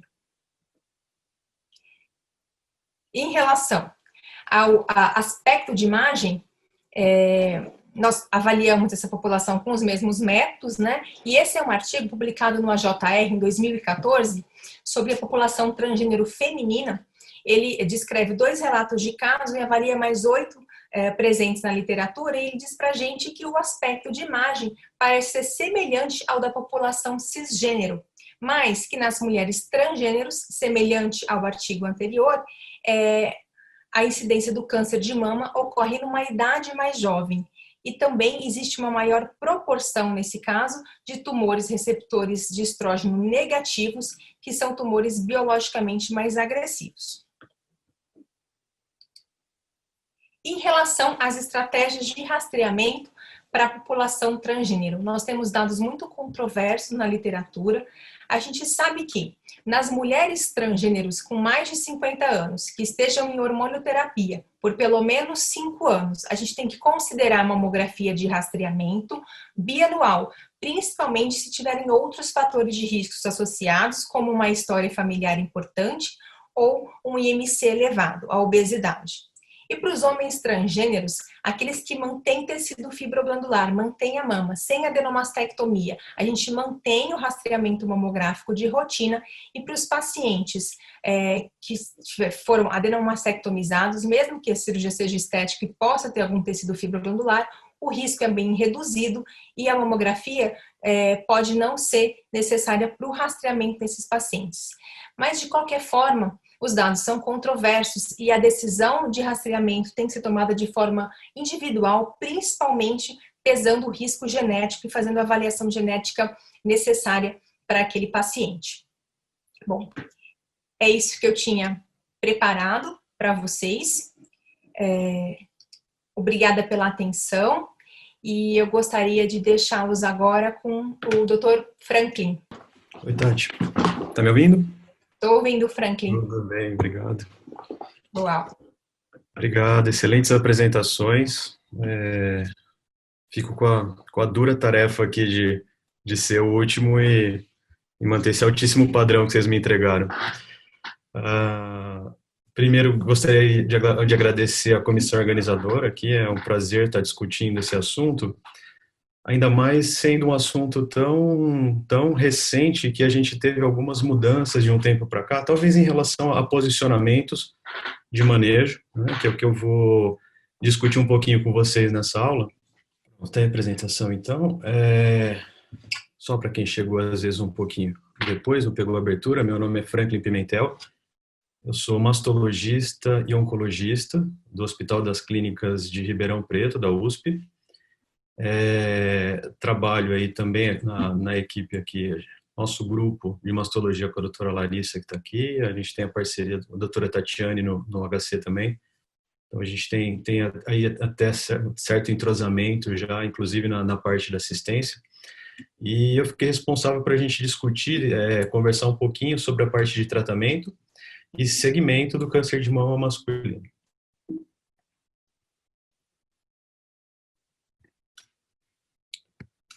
Bom, se a gente tiver que escolher uma palavra que defina, né, o tratamento do câncer de mama masculino, eu acho que a mais ilustrativa seria a extrapolação. Porque grande parte do conhecimento que a gente tem, o que a gente usa para tratar os homens que chegam, né, com essa doença vem do conhecimento que a gente adquiriu em cima da mulher, então a gente faz adaptações, faz certas extrapolações, porque pelo fato da doença ser rara, é muito difícil a gente conseguir dados realmente consistentes que justifiquem e que motivem a definição de um tratamento para essa população específica. Aqui a gente tem, para iniciar, uma visão de como que é tratado o câncer de mama masculino. Esse aqui é uma segunda parte até do trabalho que foi apresentado já pela doutora Larissa, e ele foi escrito pelo grupo da doutora Fátima Cardoso, que é uma oncologista de Lisboa. Ela é a coordenadora do grupo de câncer de mama da Sociedade Europeia de Oncologia, e aqui é um levantamento de 1.054 homens tratados durante 20 anos, e tentou fazer uma fotografia, né, de como que eles eram tratados e de como essa tendência de tratamento vinha ao longo dos anos, aí, de grupos de 5 em 5 anos. Olha, um ponto interessante, já para a gente notar no primeiro momento, é que aí 96% dos homens foram tratados com mastectomia. A gente vai aprofundar um pouco adiante essa especificação da cirurgia, como que é feito. Nesse grupo de 20 anos, aí 76% dos homens foram tratados com linfadenectomia axilar, tá? Com ou sem biópsia de linfonodo sentinela prévia. E um ponto que a gente já destaca aqui é que houve, né, progressivo aumento do uso da biópsia do linfonodo sentinela, até por conta aí da época de desenvolvimento da técnica e da assimilação e da popularização da técnica. Radioterapia adjuvante, a gente tem que aí praticamente metade dos homens fizeram e metade não. Em relação à quimioterapia adjuvante, né, após a cirurgia, ou neoadjuvante, a quimioterapia que começa antes da cirurgia, cerca de 30% dos homens só realizaram, também mostrando uma tendência de aumento do uso da quimioterapia adjuvante com o tempo. Hormonioterapia adjuvante, cerca de 77% dos homens usaram, mostrando também um aumento do uso da hormonioterapia adjuvante ao longo dos anos, aí partindo da década de 90 de 32% dos homens até chegar no último período aí, 2010, em cerca de 70%. E, por fim, o uso do tamoxifeno, que é a hormonioterapia mais usada no câncer do homem, e aí correspondendo a cerca de 68% dos casos que usaram o tamoxifeno. Tá? Um ponto já interessante a gente notar nesse estudo é que, como a doutora Larissa mostrou, cerca de 90% dos cânceres de mama masculinos são receptores hormonais positivos, né? E a gente vê aqui uma população aí cerca de 75% só dela usando hormonioterapia, talvez até podendo corresponder esse tipo de tratamento aí, que ele não é plenamente utilizado como a gente costuma fazer na mulher, como um dos possíveis fatores que levam ao pior prognóstico, como já mostrado na aula anterior. Então, em relação à cirurgia, né? A cirurgia é o tratamento padrão do câncer de mama, tanto na mulher quanto no homem. Tudo que gira em torno da cirurgia, né, é para aumentar a eficácia do tratamento, para diminuir o risco da doença voltar, tanto no local quanto a distância na forma de metástase.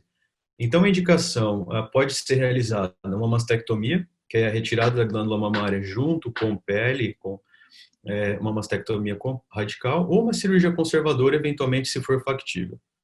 Né? A dificuldade da cirurgia conservadora no homem é justamente o fato pela pouca glândula mamária que tem, pouco espaço, qualquer crescimento tumoral ele já fica muito perto da pele e é difícil dar uma margem cirúrgica que consiga preservar a pele e grande parte das vezes músculo. Então, às vezes, precisa ser retirada a pele e músculo pela própria infiltração local. A linfadenectomia ou a biópsia do linfonodo sentinela, a definição é a mesma utilizada para a mulher, então aquelas axilas negativas e o tumor que não seja localmente avançado, ele possibilita a biópsia de linfonodo sentinela. E a parte de reconstrução, as indicações são as mesmas da mama feminina. né? Reconstrução, se for realizada com preenchimentos locais, reconstrução de complexo areolo mamilar, ela pode ser reconstruída no mesmo tempo cirúrgico. E a simetrização, com, às vezes, a outra mama ela tem um volume um pouco aumentado, pode ser feito uma lipoaspiração, pode ser feito uma redução de glândula mamária, eventualmente pacientes de alto risco, até uma mastectomia, adenomastectomia contralateral. As dificuldades, como eu disse, realmente para cirurgias conservadoras é a obtenção de margem cirúrgica, mas já tem alguns trabalhos tentando fazer algumas outras propostas para redução do tumor e possibilitar a conservação pelo menos do CAP, né, do complexo areolo-papilar, através de hormonioterapia neoadjuvante, talvez seja uma das estratégias adotadas no futuro. E um dos pontos aí muito, muito importantes para debate é que a mama do homem ela é considerada uma mama rudimentar. Então, o impacto psicológico ele fica meio relegado a segundo plano. Vamos tirar a glândula e já sai a pele, já tira tudo, a cirurgia é simples. Só que vários trabalhos têm mostrado que esse impacto psicológico da mastectomia no homem é tão, ou por vezes, maior do que o impacto psicológico na mulher, por diversos fatores, né? Aí a quantidade de homens que andam sem camisa, expõe a mama, é maior, a mulher já é uma área de coberturas, a exposição é menor, às vezes a adaptação, o enfrentamento dessa situação de um câncer de mama na mulher, ela já vai ter parâmetros, ela vai ter grupos de apoio, vai ter comparações, então é um tipo de problema já arraigado dentro da cultura feminina, né, que já tem essas redes de apoio que facilitam esse suporte psicológico. E, por outro lado, o homem ele lida com uma situação de ser tratado onde só tem mulher, né, os serviços de mastologia, ginecologia, predominantemente com pacientes mulheres, e aí, inclusive, pode enfrentar nesse momento gozação, tanto pela doença ser rara em homem, quanto pelas consequências cirúrgicas, as sequelas. Então, esse impacto ele precisa ser muito considerado. Eu trouxe algumas imagens aqui, não são de arquivo pessoal, é de um artigo aberto, né, em relação a uma cirurgia, uma mastectomia, câncer de mama masculina, com a retirada ali de pele, com o complexo areolo-papilar, aí a glândula é retirada até o grande peitoral, não foi retirado o músculo aqui, e no mesmo momento sendo feito a linfadenectomia axilar, né, com uma exposição grande de tecido, fechamento primário aqui sem nenhum tipo de reconstrução, e aqui peça cirúrgica ao final, levando uma certa simetria final de um lado ao outro, até porque tira uma quantidade aqui de gordura junto com a glândula. Esse ponto aqui é um dos slides, né, típicos. Então, esse artigo eu gosto muito dele, ele é muito esclarecedor em relação a todos os tratamentos de câncer de mama, desde rastreamento até tratamento e segmento do paciente. Foi escrito pelo grupo europeu também, encabeçado aí pela doutora Nadia Harbeck. E é só para a gente ter uma ideia de que eu gosto muito de falar para os residentes que câncer de mama estadio, a gente sempre tem, clássico, né? Câncer de mama estadio 1, 2, até o 4, e tem algum deles tem a subdivisão entre A e B, mas esse é o nome do câncer. Todo câncer que a gente vai identificar hoje em dia, vai planejar um tratamento, a gente precisa do sobrenome. Então, o câncer tem o nome e o sobrenome é justamente aqueles fatores prognósticos que a doutora Larissa mostrou na aula dela. Então, a gente precisa saber se ele expressa receptor de hormônio ou não, e aí é o estrógeno e a progesterona, e expressa o HER2, tem a amplificação do HER2 ou não. Então, através desses dois parâmetros, eu consigo classificar ele em receptor de estrógeno ou progesterona e a amplificação do HER2. A partir disso, eu consigo planejar meu tratamento sistêmico. Se essa paciente vai ter benefício em receber a quimioterapia, ou hormonioterapia adjuvante, ou eventualmente até uma terapia-alvo para reduzir esse risco. Por que é tão difícil, né? Então, a gente viu aí que às vezes, menos que 1% dos cânceres de mama acontecem em homem, em comparação aos femininos, né? Essa proporção, ela é muito, muito desigual. E se por um lado eu consigo fazer um estudo clínico de um novo tratamento para câncer de mama, por exemplo, incluindo 4.000 mulheres, 2.000 mulheres em cada tratamento. Se eu tiver um tratamento novo, eu vou analisar 2.000 mulheres e comparando com 2.000 no tratamento padrão. Eu consigo identificar se esse meu tratamento novo ele é 2% melhor que o tratamento antigo. Então, consigo fazer estudos com alto poder comparativo, né, que me discrimina, mesmo pequenos ganhos são discriminados pela quantidade grande de população que eu consigo. Então, se eu tivesse essas 4.000 mulheres equivalente homem, eu conseguiria 40 homens. Né, para ter um estudo com 2 braços de 20 homens cada um, isso é um estudo que vai me discriminar se os tratamentos eles têm diferença de 30% entre eles, e ainda com um poder ali muito falho, né, que não vai me possibilitar a aprovação de um tratamento novo. Então, só para a gente ver que é muito difícil a gente estudar essa população.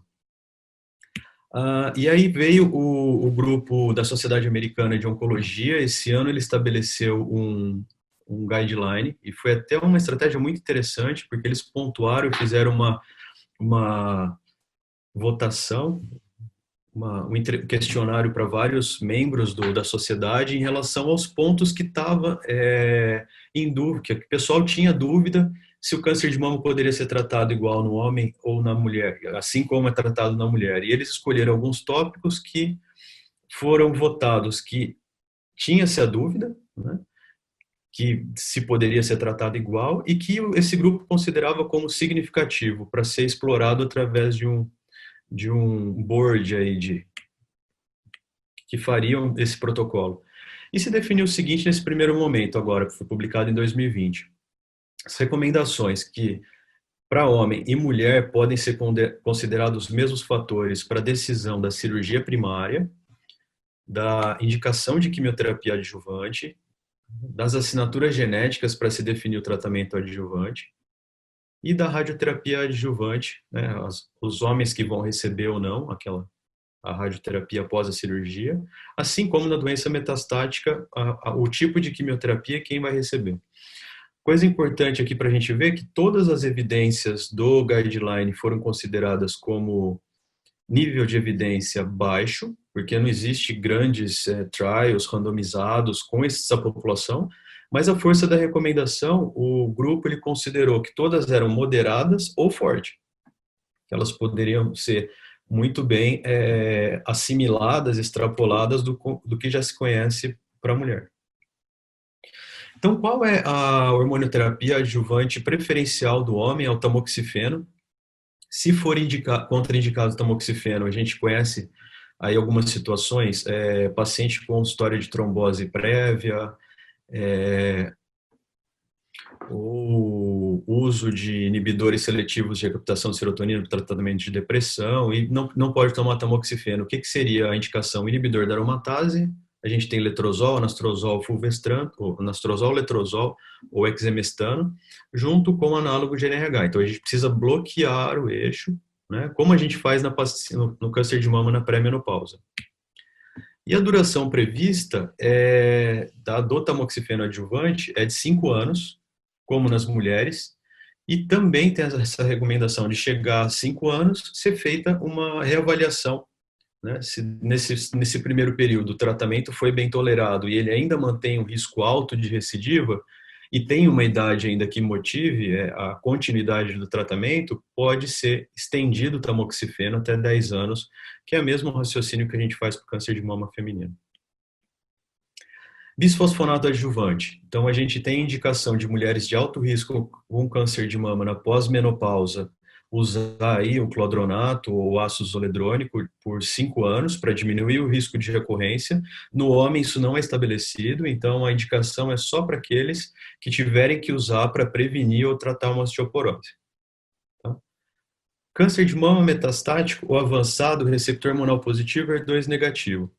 Aqueles casos que não tem uma crise visceral, o paciente tem uma metástase pequena, não tem aquela necessidade da gente tratar em um mês, senão corre risco de falência respiratória, falência hepática, né? Então a gente ainda tem tempo para instituir uma terapia. Assim como na mulher, tratamento prioritário, né, primeira indicação é a hormonioterapia. Considera-se que o homem é o mesmo raciocínio. Então aí a gente tem 3 classes de hormonioterapia, que é o tamoxifeno, inibidor da aromatase, com o análogo GNRH, que a gente precisa bloquear o eixo no homem, e o fulvestranto, podendo ser sequenciados esse tratamento enquanto as metástases não apresentarem crise visceral na evidência de progressão das metástases. Então, sempre hormonioterapia como na mulher, nesse subtipo tumoral. E possível usar inibidores de ciclina também, que são medicamentos novos aí que eles diminuem a resistência hormonal. Dois pontos específicos aqui de tratamento, que são as terapias-alvo, o HER2, PDL1, PI3K, BRCA, são tratamentos dirigidos a mutações específicas do tumor, que a gente já tem muito bem definido para a mulher, tratamentos novos aí, mostrando quando o uso dele é em caso metastático, aumento da sobrevida, e alguns casos aqui já identificando aumento da taxa de cura, né, ou diminuição da recidiva da doença. Preconiza-se que o uso no homem deve ser feito da mesma forma que a mulher, tanto para indicar o tratamento, quanto na mesma dose, mesmas considerações que a gente faz. Manejo da toxicidade. A gente sabe aí que a mulher que recebe hormonioterapia tem aí uma queixa de dor muscular em pé, dor em membros inferiores, tem às vezes queixas vasomotoras, então o tratamento para o homem é dirigido e orientado que seja feito com as mesmas abordagens, né? Terapias não farmacológicas, mudança de estilo de vida, acupuntura, eventualmente a gente pode indicar, e não repor testosterona. A gente viu aí que mais de 90% dos cânceres de mama masculino também, além dos receptores de estrógeno e progesterona, eles têm expressão do receptor de testosterona, então a gente não pode fazer essa reposição. Um dos pontos importantes que o guideline ele traz para a gente é como fazer o segmento dessa mama, o segmento radiológico, né? Da mulher a gente tem muito bem estabelecido, e do homem é preconizado o seguinte: se ele foi submetido a uma cirurgia conservadora, só tumorectomia, preservou ali o complexo areolo-mamilar, e for tecnicamente possível, não tiver uma retração, não tiver nenhuma complicação local, é indicado que se faça uma mamografia ipsilateral anual. E a outra mama? Né? Outra mama ela é indicada que se faça o rastreamento regular se for conhecida alguma mutação genética. A ressonância magnética da mama ela não é recomendada na rotina pós-tratamento. Então, em relação a segmento radiológico do paciente que teve câncer de mama, são esses 3 pontos principais. Um ponto importante aqui é a parte de avaliação genética. Então, a gente tem que, já mostrado lá pela doutora Larissa, né, os homens eles têm uma prevalência de mutação genética maior no câncer de mama em relação à frequência da mulher. Então, a gente tem esse estudo que mostrou que 25%, quase 25% dos homens com mutação, e elas são predominantes as mutações da deficiência do reparo homólogo. Isso, deficiência do reparo homólogo. Que o BRCA é um dos genes desse grupo, né, de genes que tem essa atividade de reparar a dupla fita, mas a gente está cada vez mais conhecendo outros genes, outros mecanismos celulares que têm a mesma função muito parecida, são relacionados com o BRCA, e esses genes também levam ao aumento de risco. Então, esse aqui é um trabalho que mostrou uma coorte, né, de câncer de mama masculino, e foram identificados aí diversos genes desse grupo de deficiência no reparo homólogo, aí, primeiro lugar de prevalência, como já era esperado, o BRCA2, mas diversos outros, né, SHEC2, o ATM, o PALB2, o NF1, da neurofibromatose, tem o RAD, tem diversos genes que a gente conhece aqui, com repercussões clínicas para outras doenças, também causando câncer de mama masculino.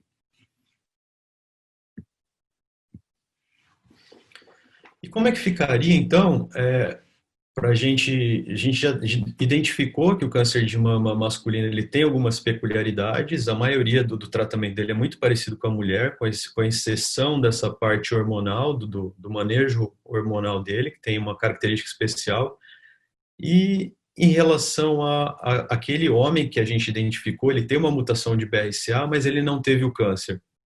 Então, por exemplo, um filho de um homem com câncer de mama, ou filho de alguma paciente nossa que tinha câncer de mama que foi identificado mutação, faz a pesquisa, ele também tem a mutação, mas não teve o câncer. Essas aqui são as recomendações do NCCN, tá? Que é a recomendação americana para segmento desses pacientes. Então, a gente tem que, a partir dos 35 anos, é orientado que se faça uma educação e treinamento para autoexame das mamas. E aí a gente vê um ponto importante, né? Porque o autoexame das mamas feminino, ele é proscrito, né? Já tem alguns anos que ele não é recomendado, mas a gente vê isso agora, de que o exame da mama masculino, ele é recomendado, talvez até pela facilidade e o menor quantidade de tecido, seria possível uma percepção maior de um crescimento de nódulo com alteração local, assim como o exame clínico anual das mamas. A partir dos 40 anos, aquele homem que tiver uma mutação de BRCA, ele é recomendado que se faça um rastreamento de câncer de próstata, né? Se for BRCA2 mutado, ele é recomendado esse rastreamento, e se for BRCA1 mutado, é um rastreamento sugerido. Aí a gente vê uma população um pouco diferente, porque na população de baixo risco, o câncer de próstata ele é recomendado a partir dos 50 anos, o rastreamento. A partir dos 45, se tiver um familiar ou população negra, se iniciar aos 45 anos, e aos 40 anos, essa população com mutação de BRCA1 e 2. Tem dois outros tumores também relacionados à mutação de BRCA, que é o melanoma, mas a gente não tem recomendações específicas.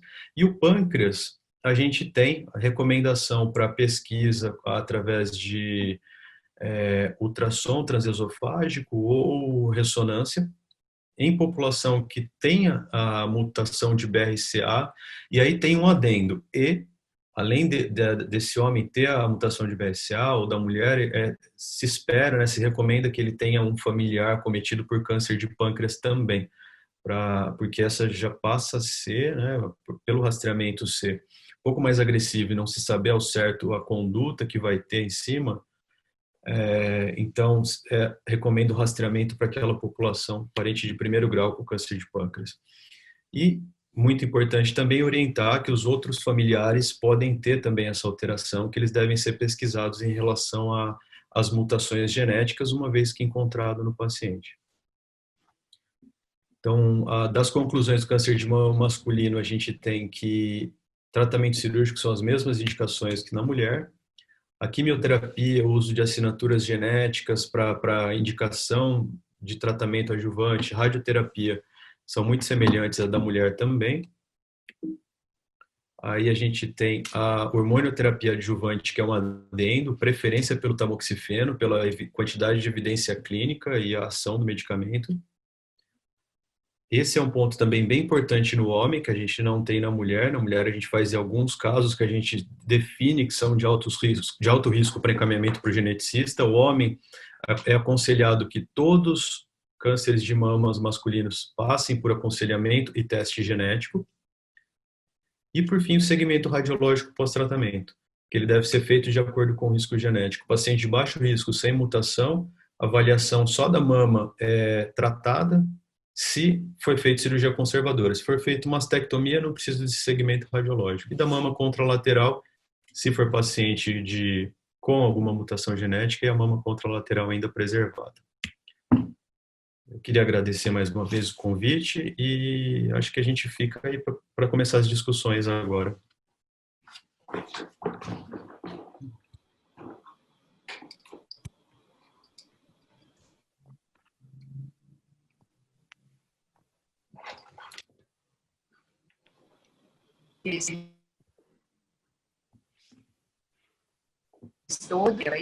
E como eu falei, a gente tem apanhado geral da mama, que foi o que a gente fez aqui hoje.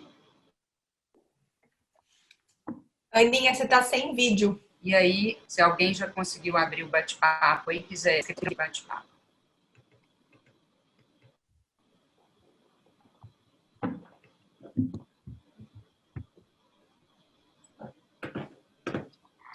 Então, essa foi uma apresentação que a gente quis abordar tudo, né, Tati, França, para a gente falar tudo sobre masculino.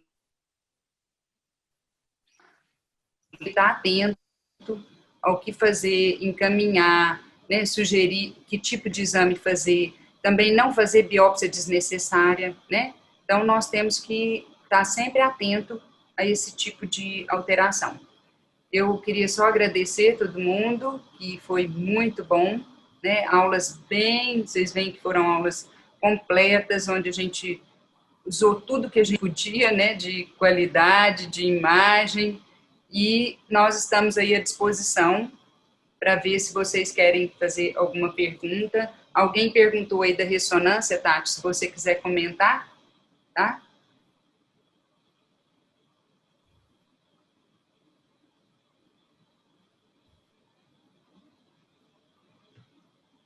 Tati, seu som não está funcionando. Perdão. Eu acho que o Franklin acabou respondendo essa questão, né, sobre o uso da ressonância no segmento pós-cirúrgico, e ele disse, então, que a mastectomia geralmente é o tratamento de escolha, a maioria vai fazer mastectomia, e quando a mastectomia é feita, não tem indicação de segmento radiológico, né, nem da mamografia, até porque ele já fez mastectomia, nem da ressonância magnética. Então, ele acabou já respondendo essa questão.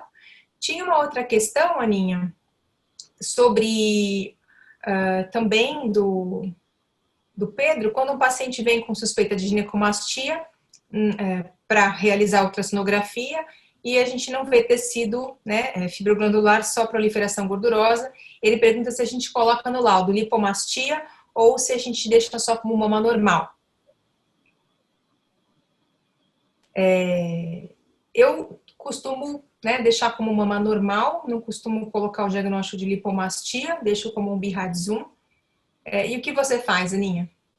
Então, eu também não coloco só mama sem alterações, né, com BIRAD-1, e aí fica aquela história. Também, se quiser colocar pseudoginecomastia, não tem problema nenhum, tá mais do que escrito aí, né, que é diagnóstico diferencial. Então, eu acho que não está proibido lá no BIRADS de escrever pseudoginecomastia. Então, seriam as duas opções. Eu acho que minha opção, acho que, na verdade, o que você tem que deixar claro em algum momento do seu laudo é que não tem, né, proliferação, não é ginecomastia verdadeira, não tem proliferação de tecido ductal e estromal, porque isso às vezes pode impactar no tratamento, principalmente se o médico for escolher fazer só a lipoaspiração. Então, eu acho que a gente só tem que deixar claro de alguma maneira se tem ou não a presença de tecido, né? Aí fica isso. É exatamente por isso, Tati. Muito boa lembrança, porque vocês, né, Franklin, se você quiser falar da lipoaspiração, que realmente eu mostrei, né, aquele tanto de volume. Então, tem paciente idoso, obeso, e não é porque é idoso obeso que não tem vaidade. Então, pode fazer a lipoaspiração, né? E aí é o que a Tati falou, que é super importante. A gente escrever que não tem parênquima, e se quiser escrever pseudoginecomastia, porque aí também para convênio liberar, para tudo, para o paciente poder ter um diagnóstico, né, e poder ter a opção da lipoaspiração. Aí, Franklin, se você quiser falar alguma coisa. Ou Larissa? Em relação à reconstrução, aprovações do convênio, a gente, uma vez que vai ser feita a simetrização pós-operatória no câncer de mama masculino, a gente não tem grandes problemas, né, porque já passa a ser uma harmonização, tudo isso está contemplado dentro das... Eu sei qual a experiência que a Lari tem, mas tudo que a gente pede da mama contralateral para convênio são procedimentos aprovados e, assim, extremamente indicados que a gente faça tudo, né, para harmonizar nesse primeiro tempo. Certo. Então, alguém perguntou aqui, Pedro também. Pedro, deixa eu te falar, no caso, eu pus BIRADS 4, porque acho que fui rápida demais, eu falo muito rápido. Aquele lá ficou B4, tá? Depois, se você quiser olhar na aula, é B4, porque tudo que tem que colocar uma agulha é B4. O B3 ficou só o hematoma, porque era embolia pulmonar e estava tomando anticoagulante. Então, como era bilateral, tinha o anticoagulante, então a gente usou o B3. Agora, aquele lá do cimento, daquele coitado, que eu nunca vi tanto, ele tremia e sentia dor ao mesmo tempo. Eu não sabia o que eu fazia, porque ele estava com temperatura aumentada, dor violenta, nossa, eu não vou esquecer nunca, nem a fisionomia dele, a dor alucinante, né? Porque também estava com aquele abscesso daquele tamanho, num volume de mama masculina, mas a gente colocou B4. Depois, se você quiser conferir lá aquela hora da aula, ela vai ficar gravada, você está certinha, B4, e eu escrevi lá B4. É porque às vezes falei rápido, o único que eu pus B3 foi do hematoma. Alguém mais quer fazer alguma pergunta? Ô, Larissa, quer lembrar de falar mais alguma coisa? Alguém, assim, esclarecer mais alguma coisa no decorrer da aula? Eu não tenho nada a acrescentar, não, doutora Ana. Achei que foi tudo excelente. Só um comentário sobre a ginecomastia também.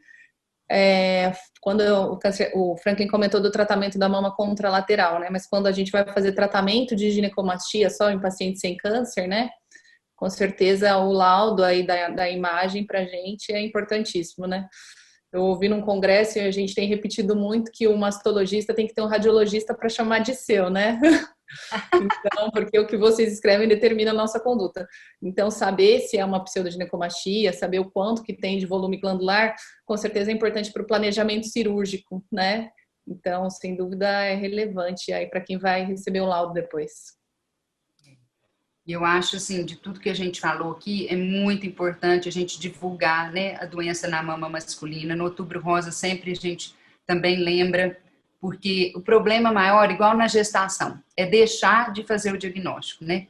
Porque, assim, às vezes fica achando que é normal, então a gente tem que estimular mesmo, né, igual o Franklin faz, principalmente paciente de risco, né, e orientar a família. Falar, ó, você tem irmão, vocês têm, né, tem que fazer uma orientação e fazer tanto a parte de imagem bem feita, né, para definir e esgotar todos os métodos que a gente tem. Se for preciso uma ressonância, quando a lesão é muito excêntrica, nós podemos usar. A gente não usa de rotina, né, Tati? Mas, assim, claro, a Tati mostrou aquele caso de Barretos, que a gente pediu gentilmente, né, a doutora Graziela tinha me emprestado, e a Grazi trabalha comigo aqui em Uberaba, se ela estiver aí, a gente quer agradecer os casos de Barretos, a doutora Silvia, a doutora Ana Paula e a equipe lá do Márcio, onde, né, Barretos é o top que a gente tem de tantos casos, né, que tem o rastreamento, é o único lugar que é o rastreamento feito com o pessoal da Holanda. Então, agradecer a todos, agradecer todos os casos, os pacientes, né, que a gente apresentou aqui, que é a forma da gente ensinar, né, mostrando esses casos. E eu acho, assim, na minha opinião, a gente realmente esgotou tudo no sentido de aliviar, assim, para você falar, gente, estou com uma mama masculina aqui na minha frente. Eu acho que dá para todo mundo saber o que fazer. Agora, é claro que as dúvidas continuam, nós vamos deixar disponível e a aula salva, acho que vai ficar uns 2, 3 dias, depois a gente pergunta para o Baeté, mas eu acho que é isso. E se ninguém mais tiver nenhuma pergunta, da minha parte, eu quero agradecer muito essa companhia, nós 4 aqui, essa tarde fria no Brasil, que podia estar comendo pipoca, tomando um vinhozinho, e a gente começou com 140 quase, que eu visualizei aqui, e fomos até o finalzinho com 111.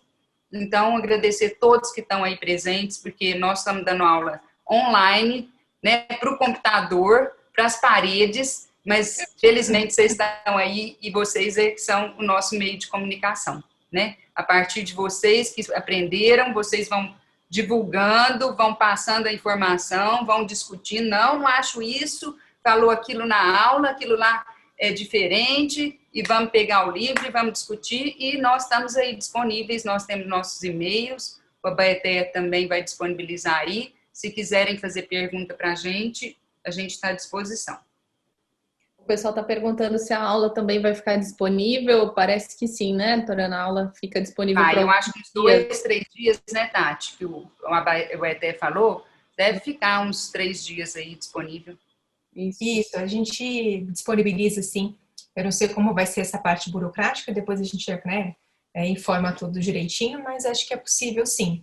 Eu gostaria só de terminar aqui falando, né, complementando o que a doutora Ana falou. Então, realmente, a ressonância é um método de exceção no homem, a gente não usa na rotina, quando precisa a gente usa, a gente não tem muito embasamento ainda na literatura em como usar, quando usar e como a ressonância vai funcionar, mas o fato é que basicamente a gente precisa definir aquilo que tem a aparência tipicamente benigna no homem e não biopsiar quando benigno, como a doutora Ana falou. Então, a gente tem que ser capaz de reconhecer, né, a grande parte, aí, quase a totalidade da ginecomastia, e aquilo que não for tipicamente benigno acaba indo realmente, né, fazendo uma mamografia, a ultrassonografia, e vai para a biópsia e acaba sendo definido com esses dois métodos, né, aí a ressonância é uma exceção.